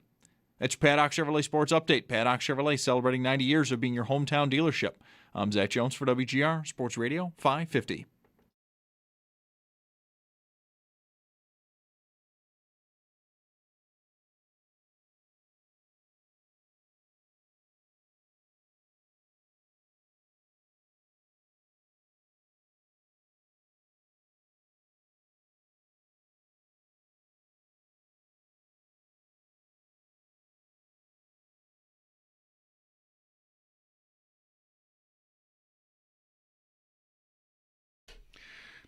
Last few weeks in here, it's been uneven. The Bills lost a couple games. They beat Carolina 40-9, and we seem to be talking more about their problems. We were mad. We were mad. Still mad. Then they beat Kansas City, and we're mad again because they didn't trade for somebody. Yeah. It's 5 weeks now. The 2 losses, the bye week, and then these 2 wins. We're really, really struggling with our emotions. Yeah. Well, about them. Is this not another game where they could win by double digits and we're still asking each other what's wrong with them? Sure. Yeah, because they won the Carolina game by 31 points, and their passing offense looked atrocious in that game. I mean, it did. They didn't need it, but when they, before the game got completely away from Carolina, and they were trying to, use the forward pass to advance their position. It did not go well. And there's a lot of Josh just sort of running around and that has been a pretty common theme. It really was not the case against Kansas City. They did a great job, had a great plan, and had some very on-time throws down the field, mostly to tight ends. But yeah, no, you could get a game here where, James Cook rushes for his 118 yards by early in the third quarter. The Bills are comfortably ahead, and Ray Davis comes in, and they just kind of cruise, and the passing game doesn't do much. Like that's kind of really even kind of who they want to be, I think. Although, they did throw for 273 yards last week, which is, suddenly that sounds like a lot. And it's kind of a lot. It's not a 300-yard game, but obviously it's close. So they did, but it was only on 26 attempts. They ran it way more than they threw it, and they are still the team that is leading that, leading the way in that department in the NFL, being just about 50-50 run pass. Whereas like the league average, I think, is 60-40, something like that, which is where the Bills were when they arrived on the scene as a team to be taken seriously as a Super Bowl contender. That's they lived in that. They, all the different metrics that are out there, the Bills were darlings and all that, right? Neutral pass rate and all, first, all the stuff. Pace. Right. And that has dissipated, and they still have, their overall offensive metrics are excellent. Like, I'm not going to quote you specifics, right? But all week, there's just different accounts that I either follow or accounts that I do follow retweet stuff into my timeline, and it's charts on, it's EPA or whatever it is, and the Bills are mostly, way out in the spot you want to be, for the most part. Not all of it. There are some things that, kind of make you scratch your head a little bit, like why aren't they better at that? Like Allen versus the blitz, for example, this year is a weird one. That is not going well this year. Normally, the best quarterbacks, and that includes Allen throughout his career, like you're gonna bring it. I'm gonna wreck you, and that hasn't been happening with regularity. They're not terrible at it. He's just not, way out on the one side where you look at the chart and go, oh God, they're excellent at that too. So that's a little bit of a weird one to me, and maybe it's just I don't know exactly what it is. It's just weird, but they still are one of the best offenses in football, even though it makes me question whether we as consumers are doing it right. Because their results are, not to turn into Brandon Bean here, right, 30 points a game and all that, because I like poking at that from last year because of all the turnover good fortune they had. Really, and I say turnovers, not takeaways. I think it's harder to hang on to the ball regularly than it is to, say, maybe emphasize taking it away. Like the Bills have been good at that. But even that's down a little this year too. But they get results. And we mostly are in the business of, I think, saying we don't like how they're getting the results, but the results are really all that matter, and the results are still good to excellent. Even, they're productive. They're good, is what they are. That's what is really, I don't want to say depressing about all this discussion every day about what they're not. That might be the word though. How are we going to know if we were right when they get to the playoffs? And you're somebody who talks about their endings in terms of what they aren't on offense. Mm-hmm. And if you look at Allen's career in the playoffs, it's amazing. It's just kind of weird to think of it that way. Well, I don't want to say that you shouldn't think of it that way, but it's hard to kind of grasp that, how that could be right. I understand it. I don't really see it the same way. But how are we going to decide if all this belly aching about their lack of talent at wide receiver was justified? If they get to the AFC Championship and lose 32-29 again, then we were right. If they win the Super Bowl 13-10, were we still right? If they lose in the first round 51-48, were we still right? How, not that everybody's on the same page exactly with this, mm-hmm. but it seems like one of these where I've always felt this way about this. It's interesting to talk about. I think it's been completely beaten to death, but it was just the trade deadline, and they didn't make a move, and they seem to want to. If we're going to complain, I am more like Bean, I guess. We're going to complain about what they aren't on offense, and they're going to win and win and win. And 30 points a game, right? What are they this year? 29.6, something like that? 30 points a game. What can you say? and maybe they'll lose a high-scoring playoff game and we'll capitulate, or maybe they'll win a low-scoring Super Bowl and we'll still grind at this. I don't know. I just know that we're not getting anywhere until then. The season is half over. We started the season with, I don't know, hopefully Keon Coleman takes a leap. I don't know. And now it's half over, and they haven't touched it, and they're 6-2. And he hasn't taken a leap. And we're still now we're more wound up. Oh, yeah. Yeah.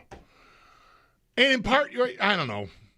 Everyone's different. Everyone has their different, places they stand. Maybe, it would help if you could forget where you were standing.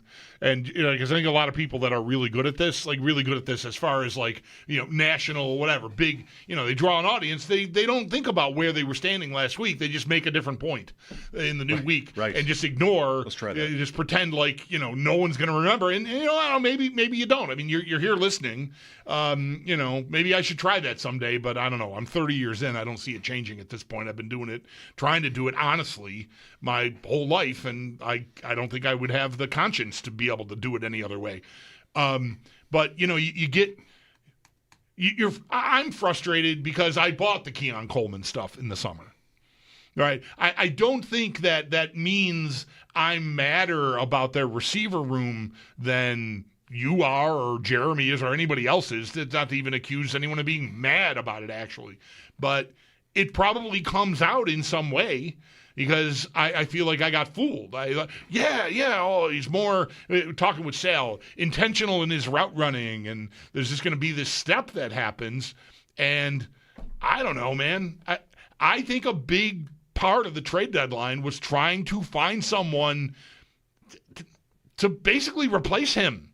I think and we talked it through yesterday a lot. I feel like it's been a layered conversation.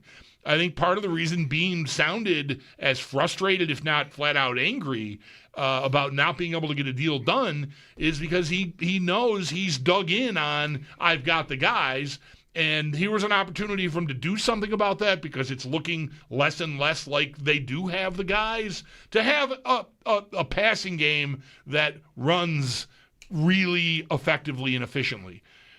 But again, everything I just said, circle back to where we started. There's 30 points a game. What are we doing? It does really come down to, will you have enough when it matters? And then we'll decide, depending on how it looks. Do you get the one more play that I needed against Kansas City last year? Does somebody other than Amari Cooper have that second to last play and he eludes the grasp of the defender and picks up 20 yards and I'm in field goal range? I'm playing to just bleed the clock and win the game in regulation? Or do I get, a tunnel screen that gets blown up and I'm stuck? Then we'll rule on whether or not they had enough. Well, is the term zero-sum game here? Like if Joey Bosa makes that play and not Elijah Moore, are we okay? If instead that was a back-and-forth, high-scoring game, Kansas City wins it late, if Bosa makes the play and you win, you kneel it out, you win anyway, nobody's going to be mad. I mean, that's right. What they... Part of the equation when it comes to what they aren't at receiver is what they are at other positions. That's more the draft capital maybe than free agency, but still, no matter who you want to use for this, if Deion Walker or somebody is the hero, if you will, then I guess that was a good pick instead of drafting whatever receiver you wanted in that round, say. So it can go that way too. You're back to... No winning score will annoy you. No, right. I'd like to see Josh Allen for the first time in his career win a game in overtime. Why do you get that off his back? People are always hounding him about that, aren't they? Isn't it everywhere he goes? Where does he go, by the way? Where is it that he goes? Where does he go?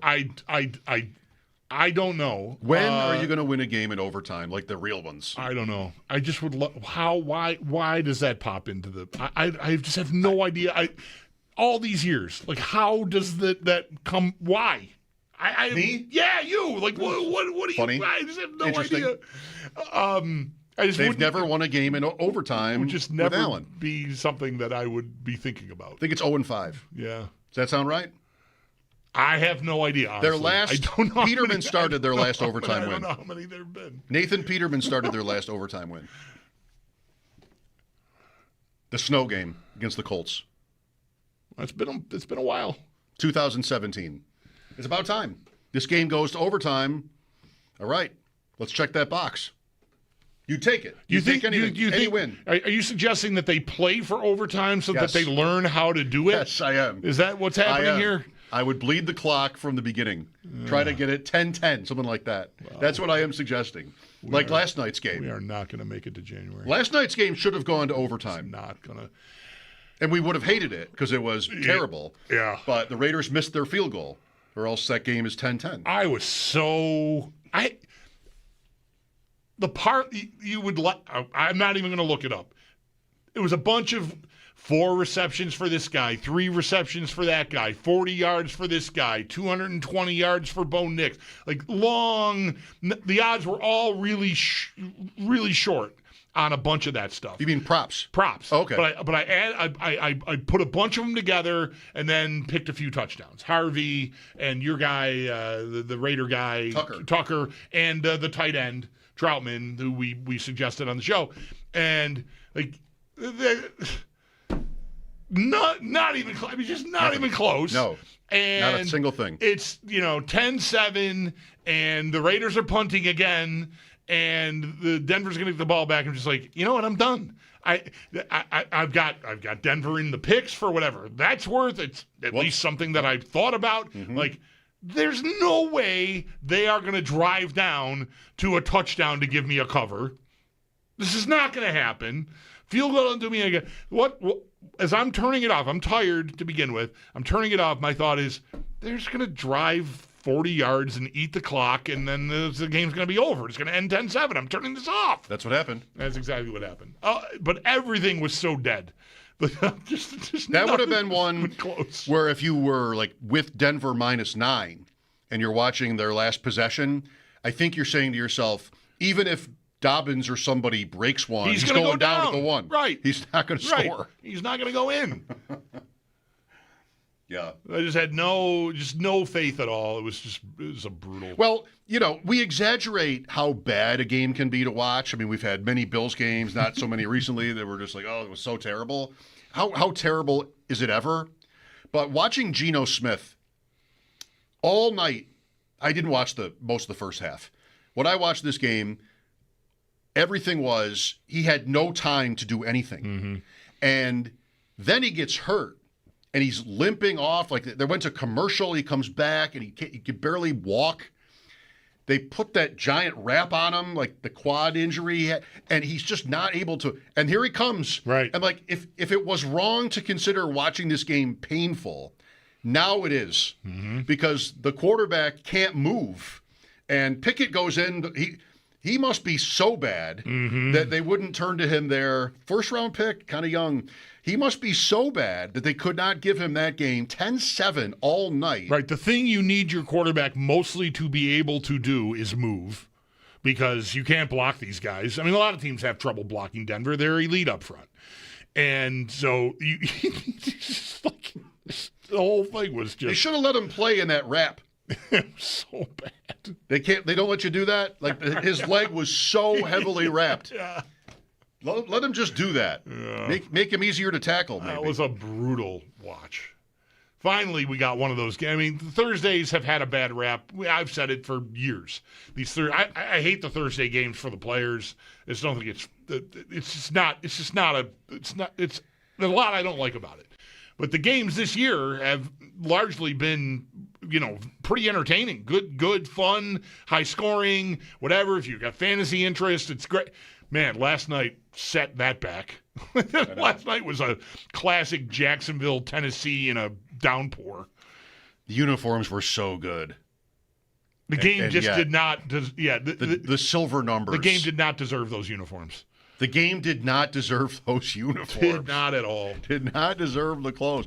I got all dressed up to go to this restaurant, and the food was cold. The game did not deserve the clothes. There's no way a game that looked that good aesthetically should have been that bad. Right. It just was awful. And to me, the bigger mystery the Raiders are bad, right? But suddenly Denver can't block them either. Like what? Every time I looked at that game, Nix was running to his right and throwing the ball over his bench. It was just like, what is this offense? What is this? It's called 8-2. It was so bad. Denver is a little thing called 8-2. Incredible. Yeah, they didn't scare you, did they, last night? No. Defensively, they're a problem. Sure they are. Yeah, and they don't even have maybe Surtain is their best guy, and he's not there right now. Right. But, man, that Benito up front is just holy cow. I mean, there's a few times there where he's, there was one play I saw where basically nobody blocked him. I don't know, a tight end was or a running back or something. He just free reign. Just go ahead, go get him. I mean, that helps, but man, he's just killing it. That guy. Man, the Raiders. Pete Carroll, Geno, Chip Kelly, with Genty, 6th overall pick, running back. Brilliant. Can't block for him at all. The Raiders are still the Raiders. Even with the silver numbers, wasn't enough. Nope. But they covered. Yeah, they did. It wasn't easy. They really put you through it if you had the 9 because they could not get first downs, but you got away with it. Here's Billy with us. Hello. Hey, what's going on, gentlemen? How are you doing tonight? Great, thank you. Awesome. So I kind of wanted to talk about what you said earlier about the offense being ranked at the top of the league. I mean, you could see it if you're really paying attention, but, a majority of our fan base really doesn't agree with it watching it on the field. I really think that this offense is built for a deep playoff run with the tight end and the running back play being super integrated into the offense and a focal point. And it really feels eerily similar to the 90s Bills. We're just missing that wide receiver. And I just kind of want to see what you guys thought were. Well, I can't say I've ever thought of the Kelly Bills when I watched this team this year because that team was fast-paced and ran you over. And this team is slow and still successful, but I don't think I ever would have thought about this that way. Yeah. You? No, yeah, I it's not something that ever really springs to mind. But the tagline on the end there is the elite receiver. Like, yeah, no, they don't. That's kind of the whole thing. That's That's what we're talking about every day. Will it bite them?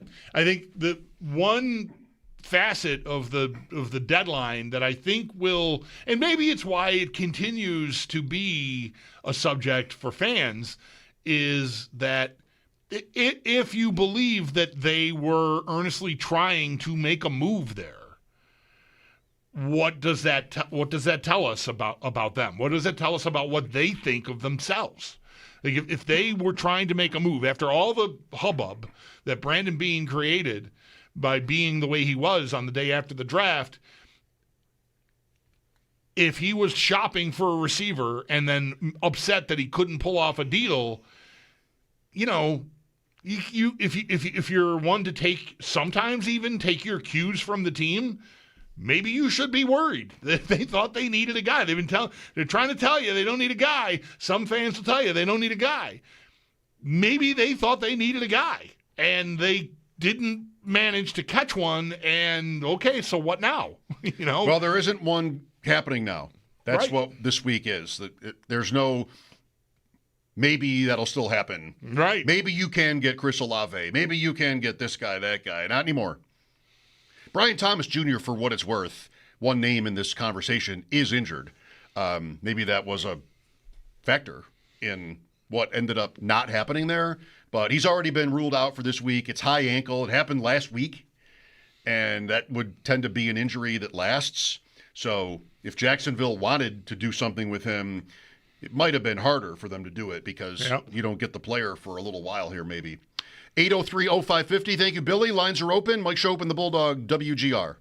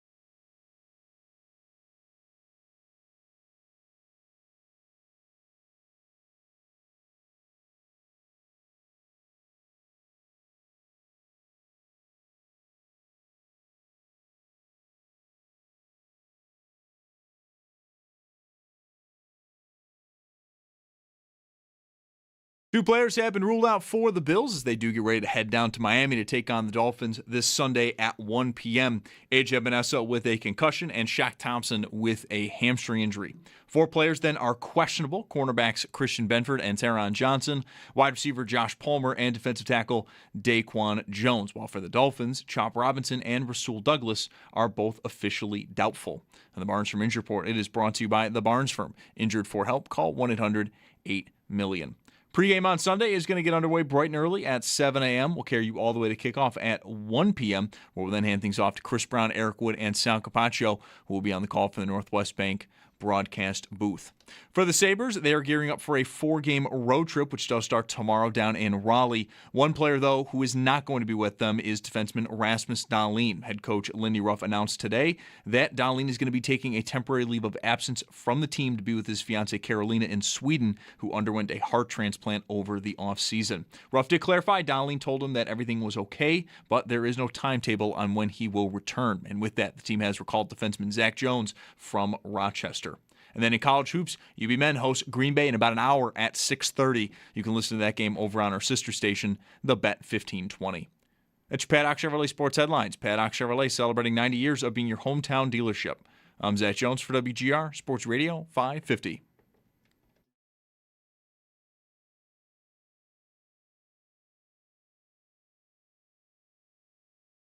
Great young man, off to a good start. It is important we take it one game at a time, but just to celebrate that moment for a second here, he's earned it. He's worked extremely hard, really fought through some big-time adversity early on in his career and his journey this season, and, I applaud him for his effort, his work with our training staff and our strength and conditioning staff and beyond. So it was really great to see him experience a moment like that, and, it's a confidence builder and something he can build on as we move forward.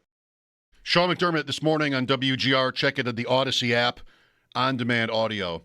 Just want to point out how here is Zach referring to the Sabres calling up a player by his exact name. I've been Zach dreading Jones. it for weeks. I am so glad the Bills haven't called Mike Schopp off the practice squad or drafted Mike Schopp in the first round, and then I have to sit here every day and talk about how good or bad Mike Schopp is. I just would have to quit. I just would lose my mind.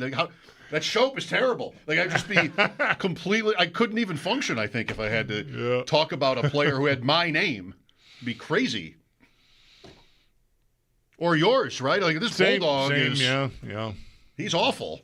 Yeah. Out there. When is he going to – what if Keon Coleman's name was Chris Parker? Yeah. We got to get him off the field. How could you not laugh every time? Right? Yeah, no, it would be a somewhat terrible existence, I think. Not in this line of work anyway. But I would just always not say his name. The first round pick is really struggling out there, guys. Yeah. I just would never be able to say his name. Number 0. If it's my name. Yeah. Well, go get him Zach Jones, I guess. Absolutely. No, I meant our Zach. I agree. I'd say both. Greg is next. Hello, Greg. Hello. Hey, how you doing? Good, Greg. Thanks for calling us. Yeah, so I'm just calling in because I think, all this talk about this number 1 wideout and all this stuff and not making moves at the trade deadline, I just think it's, who's going to come in? Who's going to come in, and is Chris Olave going to win us a Super Bowl? Is that what you guys think, or is that what a lot of these people think that they should have done something? Because there's a lot of talent on that side of the ball. You've got Cook, you've got Kincaid, you've got Shakir, and I think Palmer is very he's just getting familiar with what they can do with him. And I hope that's all right. I think all of those people are taken into account when anyone makes the case that they needed a guy. What move? Who is this guy? Who is he? Who's going to put them over the top? Are you really pretending like you said one of the names? Do you need me to really just tell you? I don't think Olave is a guy that's not going to be an X factor. Why? Why do you think that? Because there's a lot of things that go. Talk about getting stops, defensive stops in the playoffs and forcing punts, things like that. Well, It's this not- wouldn't change It's that. not going to come down to Allen outgunning. It's not going to happen like that. It's going to come down. Well, it's not because to they don't have a team to big do that, loss- which is the really genesis of the Hoyt conversation, loss isn't it? Huge loss. The Hoyt loss is a huge loss I agree. because the defense was getting onto something. Greg, But would you disagree with this? Name any whatever you think the most important position is outside quarterback. I don't care. Pick any player in the league. Pick Justin Jefferson. Pick any player in the league. I don't care. This is not a point about whether it's fine. Pick any player you want in the NFL. And imagine the Bills trading a first round pick. Doesn't matter either. Trading for him.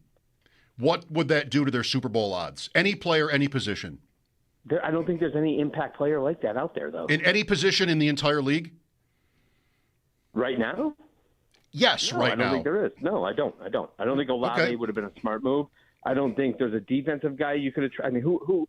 Maybe. I mean, Max Crosby or something. Max Crosby, Trey Hendrickson, Max Crosby, Trey Hendrickson, or Pat Surtain. Something like that, maybe. Yeah, because that's the side that's going to win it. What would it do? My question was, the way to beat Mahomes is to keep him rattled and uncomfortable. My question was, you pick the player, anybody in the league, you pick the player. What would that do to their Super Bowl odds? Probably increase them a bit. Barely. So I just don't think it's in good faith to build the argument around if you traded for Chris Olave, their Super Bowl chances wouldn't be any better. Because I don't think there's a single player in the NFL that would be the answer to your question. They would be slightly better, but not to the point where you guys are just beating it like a dead horse. Okay. Well, for what it's worth, I mean, they have a lot of people. There's a lot of people. There's a lot of things that need to be done. Running the ball, establishing a ground game. The way they're utilizing James Cook is unbelievable because you're keeping the ball out of the opponent's hands, especially offenses that have prolific passers like Mahomes and things like that. That's how Kelly was beat by the Giants in the first Super Bowl. I remember watching it. Watching it. They ran Rodney Hampton and Otis Anderson down our throats. Kelly had the ball in his hands for just over a quarter. There's more than one way to get things done. Okay. So going and saying you're getting this guy that's going to put you over the top, I think is ridiculous. I wanted to compliment you before you started time traveling here with us because I appreciate the contrarian position here about receiver. Okay. I'll take you inside baseball just a little bit. Every time we start having this conversation, you know what happens? People want to talk about it. That's the position we're in, okay? Do you think he and I are not sick of having this conversation? I hear you. All right, so that's one part, right, okay? so I know. But I want to add this. I started the day, Tuesday, trade deadline day, and said repeatedly on Monday that I thought the Hoyt loss coupled with the Oliver loss means they're going to go shopping hard for defensive tackle, pass rush, someone to replace Hoyt. As the day unfolded, everything I was hearing that I trust was that they were in hard on receiver. So that's the conversation. I mean, I'm just taking you inside a little bit behind the curtain, tell you like how the machine works. Like that's it. I understand. But I don't think there's this golden solution. I listen to you guys all. I work from home now down here. I used to go to the office, but I mean, I tune into you during the day from the workday. Well, we definitely appreciate that. In the Tasker show before, but it's just I think everybody thinks they're going to make these moves, and not anymore. It's not that simple. It's not that easy. Like you have to You need a lot of breaks to win the big one. If you dropped, a lot of things have to go right, which is why you want to everybody knows that. I think that's why you want to get another guy. If you think you're lacking, you want to go get another guy. And I happen to believe strongly that they thought they were lacking. You can be mad at me for bringing it up, or Mike for bringing it up, or anybody else for bringing it up. Mostly you. But mostly me. Fine, I'll own it. I don't care. Mostly this is based on I believe they tried to get another guy and are mad that they couldn't do it. At receiver, specifically. So you can feel how you feel. And look, I don't have to be right about that, but I have a lot of reasons to believe that. So I think I understand your side. I think Palmer is going to surprise people. I think Shakir is excellent. And I think Dalton Kincaid is going to really all right. I hope that's all right. And I hope Palmer really does. And we got Cook. Pick up right where he left off when he got hurt in that Atlanta game. Catching 3 passes a week. All right. Thanks, Greg. That's where he left off. Right, it's been his entire career, like 2 passes a week, 3 right? passes But a week. he had the big one early against Atlanta, then another pretty big one, and then he got hurt. It looked like, oh, this is going to be the Josh Palmer game. Oh, he hurt his ankle. So kind of to your bigger point there, I think of this week as it's coming to a close as just like completely going insane about how insane we all sound about this, which is exactly this guy's problem. Right. He doesn't know that I'm with him, and you are kind of too. But you just got to know words are my work. You got to know how to word it. If you're coming at it with, well, who thinks he's going to give them, the Super Bowl? I don't think that's really the nuts. It's not that I'm just saying, whatever position is your darling, imagine anybody you want, Crosby and Hendrickson, anybody you want dropped into the Bills. Are they 20%? So the person who's arguing for Max Crosby, which is maybe, let's say, this guy, he's wrong if he thinks that this is what puts us over the top. Or at least he doesn't know any better than the fan who thinks receiver is or safety is or anything else is. Like, it's not as obvious or easy as that. What's wrong with let's get better?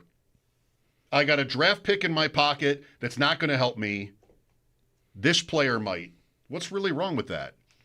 And then it's a matter of degrees. And, why fight over that on a Friday night? It's already dark out. It's my birthday. it is your birthday. Let's just take it easy out there. It has been dark out for a while. Yes. Picks coming up at 6. Thank you, Greg. That was fun. Mike Schopp and the Bulldog here at WGR.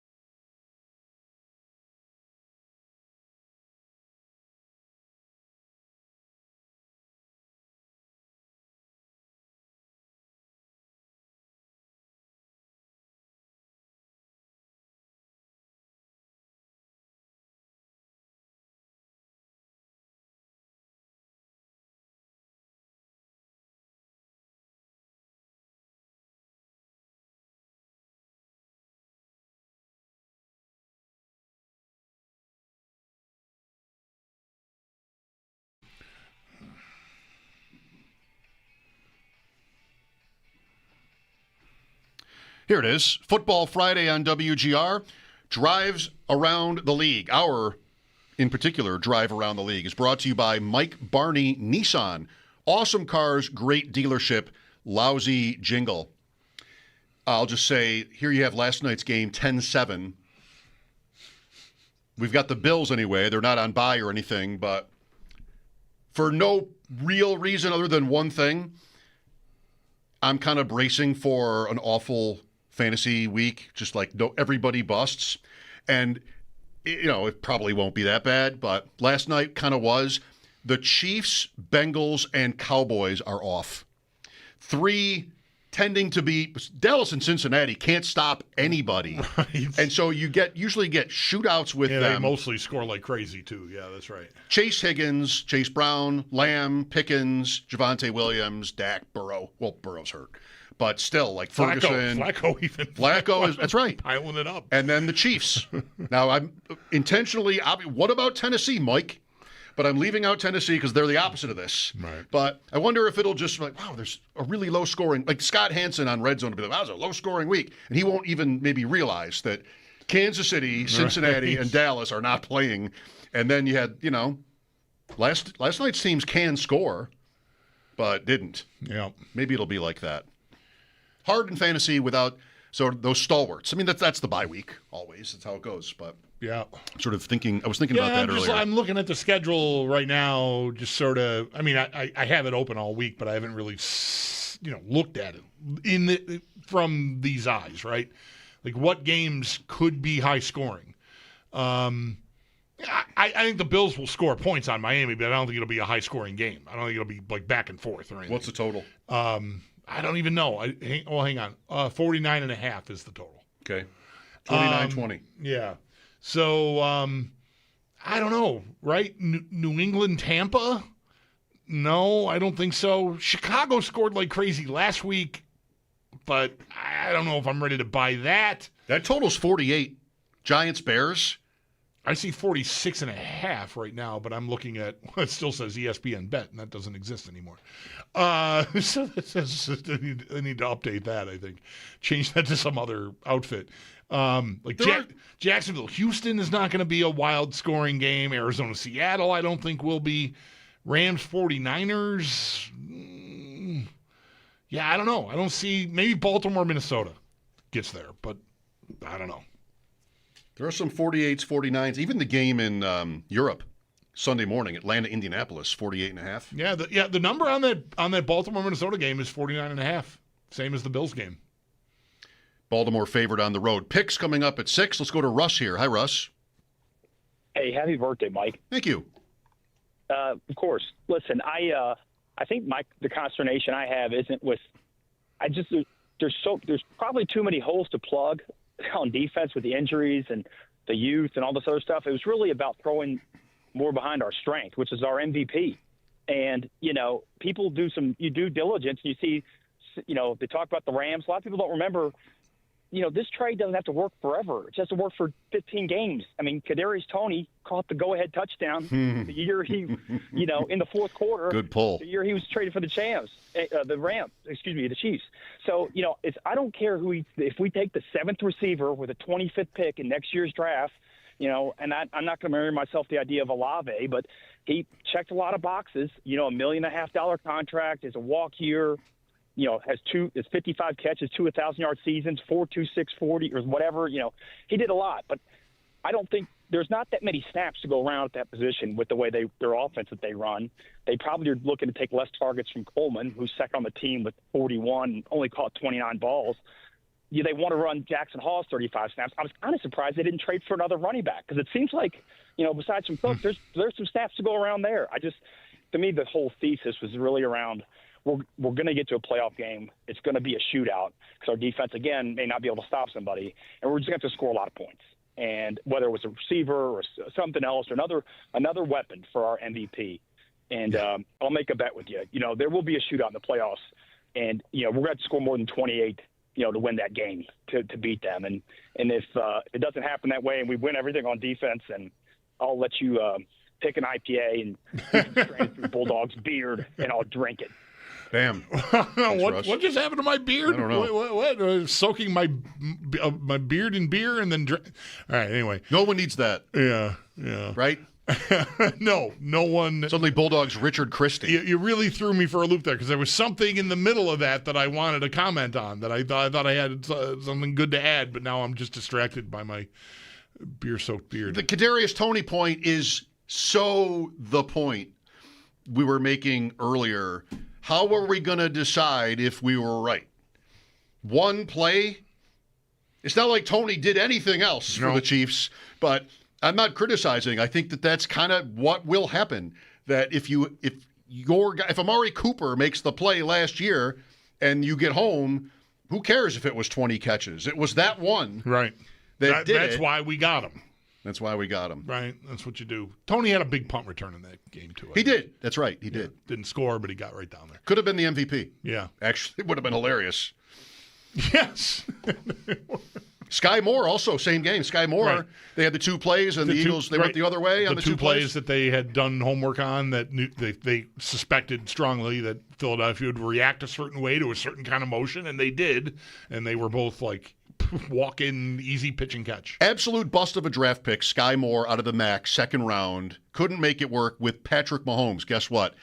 I can't hear you. The Super Bowl rings in my ears are making it really tough for me to hear you. Call back to Patrick Waugh. Patrick Waugh, I can't hear you with my Stanley Cup rings in my ears. He's talking to Roenick? Roenick? I think that's right. And Lawyer Malloy said he can't feed his children with Super Bowl rings. Those are the two, to me, most famous rings quotes I can remember. When the Bills got Malloy, and he was happy because he didn't really, he needed the money. Yeah, right. Interesting. Good. Thank you, Russ. Picks after sports here on WGR.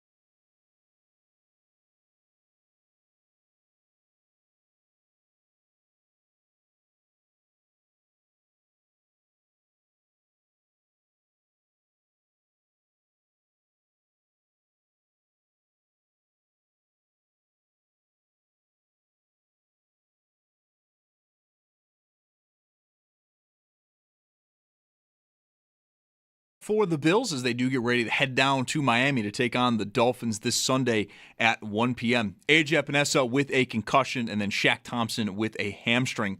4 players are questionable: cornerbacks Christian Benford and Taron Johnson, along with wide receiver Josh Palmer and defensive tackle Daquan Jones, while for the Dolphins, Chop Robinson and Rasul Douglas are both officially doubtful. And the Barnes Firm Injury Report, it is brought to you by the Barnes Firm. Injured for help, call 1-800-8-MILLION.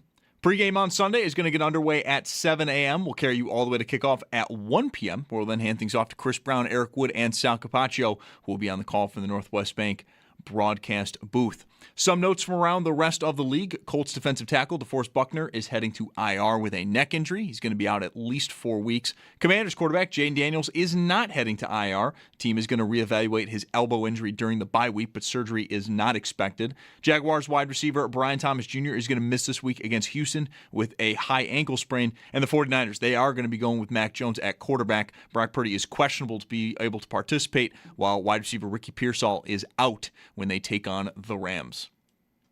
Sabres are gearing up for a 4-game road trip that starts tomorrow down in Raleigh. One player, though, that is not making the trip, defenseman Rasmus Dahlin. Head coach Lindy Ruff announced today that he's going to be taking a temporary leave of absence from the team to be with his fiancée Carolina back in Sweden, who underwent a heart transplant over the offseason. Ruff did clarify that Dahlin told him that everything was okay, but there's no timetable on when he will return. And with that, the team has recalled defenseman Zach Jones from Rochester. Then in college hoops, UB men host Green Bay in just about a half hour at 6:30. You can listen to that game over on our sister station, the Bet 1520. And Sports Talk on WGR is presented by Paramount Plus. You can't count on much, but you can always count on Sundays with the NFL on CBS and Paramount Plus. Watch your local NFL games live every Sunday all season long.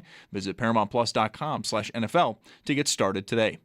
It's your Paddock Chevrolet Sports Update. Paddock Chevrolet celebrating 90 years of being your hometown dealership. I'm Zach Jones for WGR Sports Radio 550.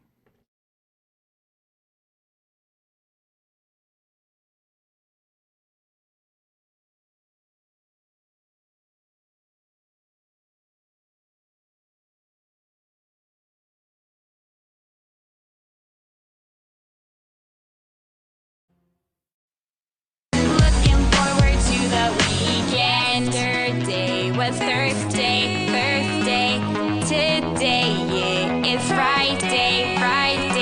It's Mike Schopp and the Bulldog. We so excited, we gonna have a ball today. Tomorrow is Saturday. I'm itching inside. My liver's all twisted up. But you know what I did? I took Deborah, went to the liquor store, I loaded up with alcohol. More specifically, vodka, It's been whiskey, mentioned in the updates, beer, but UB basketball, the men own more beer, Green Bay. more It's vodka, done. more whiskey, and more beer. On WGR Sports. At ESPN, at least maybe twice. Wasn't very often, but my shift there was when I filled in.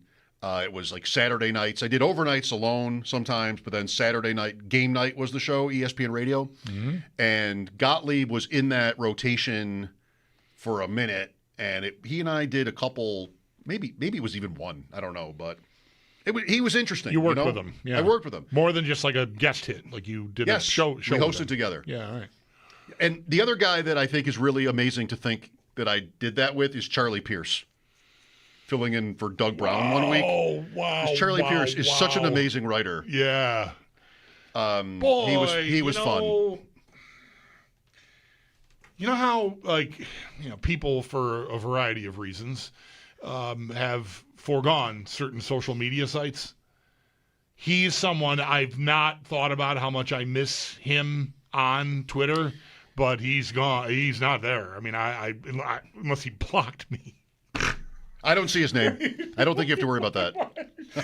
Why he would have blocked. But He blocked us both. Loved his writing, loved his love. And this is one of those things that goes away that you don't even know you're missing. And now you just pointed it out like, damn, yeah. Was it Tiger? He wrote a big expose on Tiger that, I mean, I don't know what his profile exactly was before that, but he got a lot of attention for that. Yeah. Back in Tiger's heyday.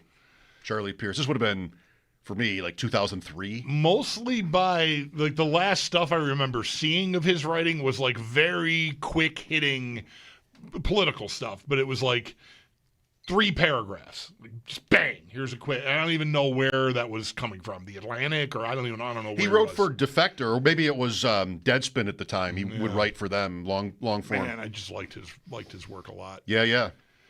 Wow, that's right. wild that you did show with him. Green Bay, that's University of Wisconsin, Green Bay?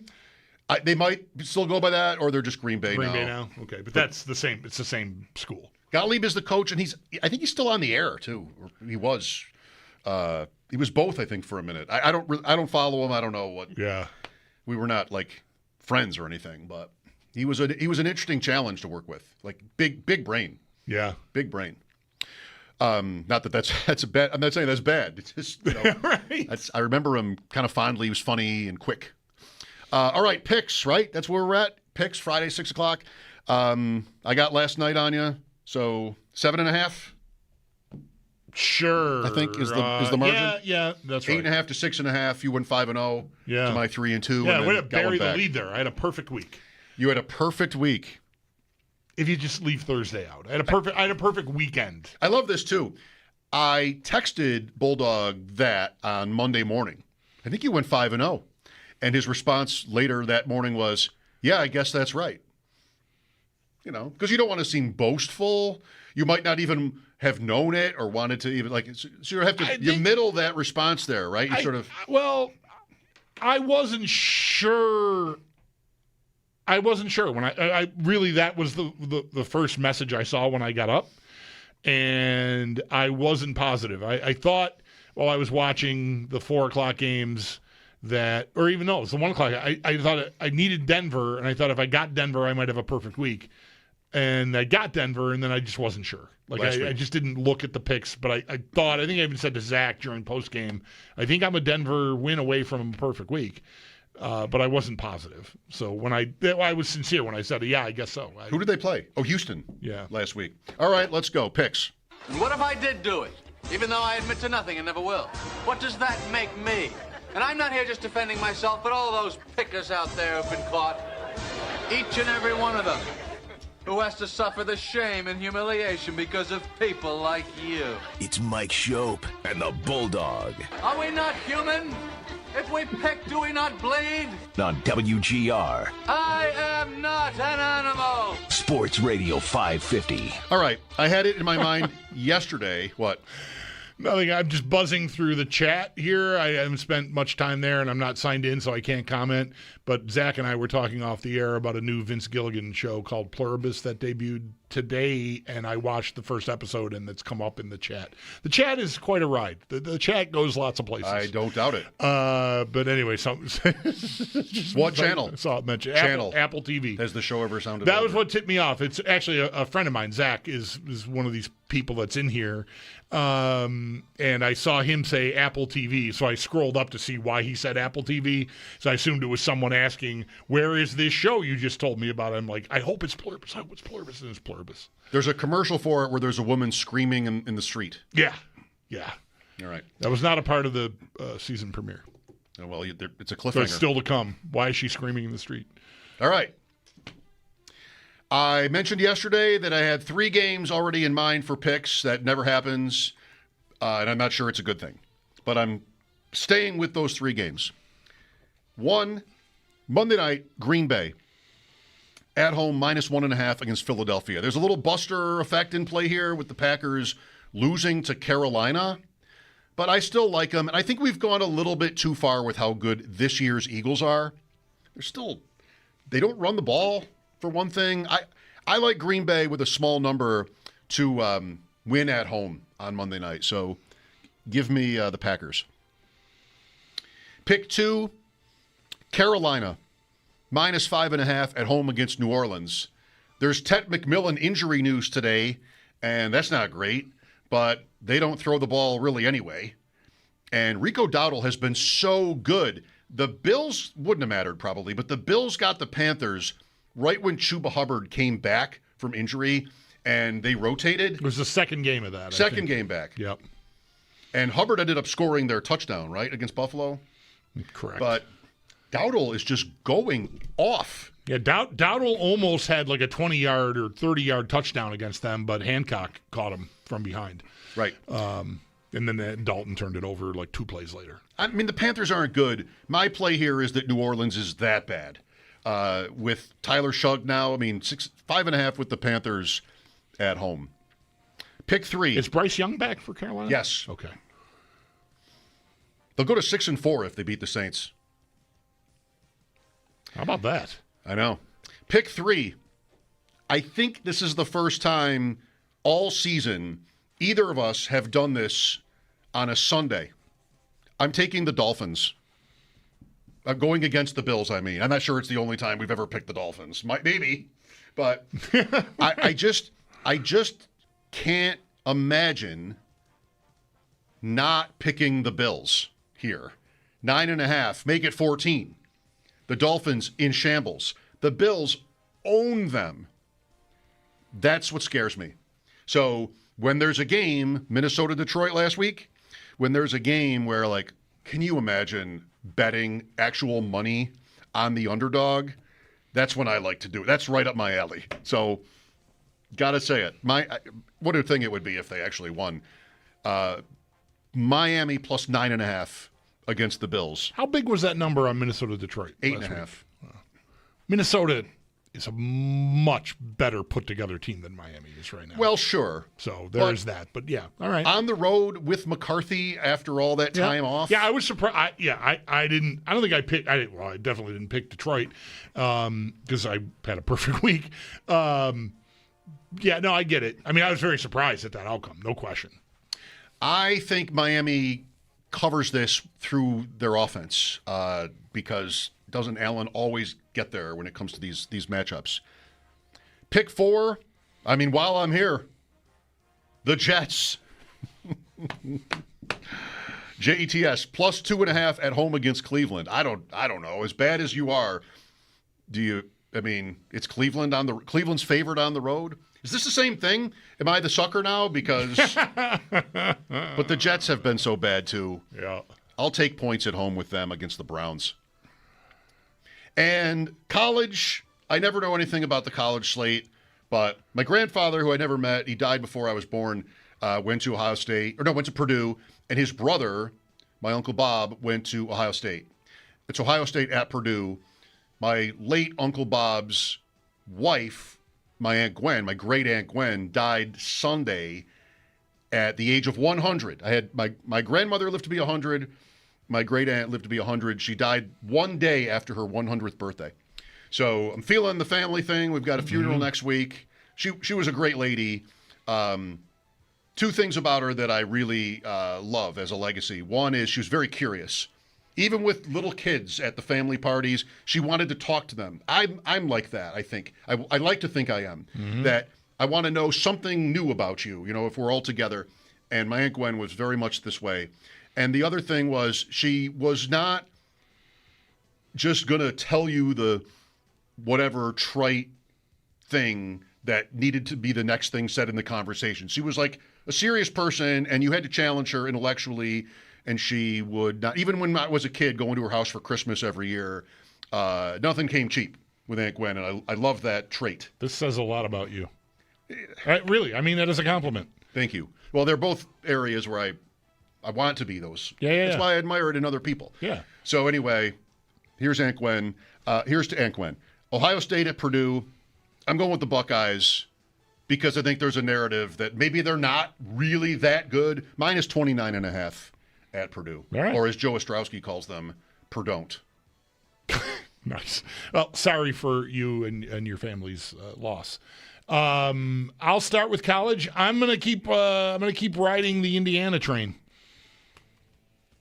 Two in a row with Indiana. Clobbered UCLA 2 weeks ago. Clobbered Maryland last week. I think I've said it both times I've made the pick, so I'll say it again today.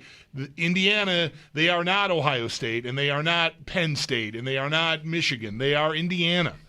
They are up top, and I think they are going to try to keep going hard, no matter what the scores of their games are, to keep proving a point. Because I think they're a team that if there's a bunch of one-loss teams, they could get just pushed out. Just because they're Indiana. Like, I think they will carry a chip on their shoulder right through to the end here. It's not that I think they're going to win the national title or anything. Good. But I just think they are going to keep leaning in hard every week. So, to me, that's a team that if they're up 20 in the third quarter, they're going to keep going. And so, 14.5 at Penn State, I'll take my chances. So, go Hoosiers. I'm a little shook. Your record is so good. And going against you has not really been great for me. But I'm going to do it anyways. I'm taking the Bills. I think the Bills are going to annihilate Miami. And the last time I know I felt this way in week 3, and they only won by 10, so they didn't cover. But this is 2 weeks ago vibes to me. Like, I just think Miami is bound to spiral. And as long as the Bills don't fool around and find out at the beginning of this game, I think they'll cruise. So no problem for me laying the 9.5. I'm also gonna fall for the Browns. I'm gonna take the Browns. I don't know. It's possible that when I first looked at the slate of games and jotted this down, like the thought that I had about the Browns was Flacco. That'll go great. Of course, he's on the Bengals now. Orange. Was on the Browns, used to play for the Jets. I really think that worked on me, even though, I know I have Flacco on our fantasy team. I know he's not on the Browns. Anyway, go Dylan Gabriel, I guess. Is he still playing? I think so. Okay. So I'll lay the 1.5 and take 2.5. Cleveland. Oh, it's 2.5 now? Yep. Well, when did that happen? What happened there? I don't know. I don't know when. Is that FanDuel? Is that at our official site? Okay. Well, at this very moment. All right. I believe you. I like it even more now then. I don't even know why I said that. The other 2 picks. Because the line is moving toward them. Right. I'll take Jacksonville minus 1.5 at Houston. Ooh. This is a little Davis Mills. Yep. Yeah, no. Just no. That's not going to happen. Brian Thomas Jr. is not going to play. So what? He hasn't done anything for them all year. So I'm not worried about that. I will take Jacksonville here. I just, I suppose it's possible the Texans edge rushers tear Trevor Lawrence's hair out. But I'll take my chances. I think I like this pick. I am by the way, road favorites across the board here because my last pick, I'm going to go against Sammy P.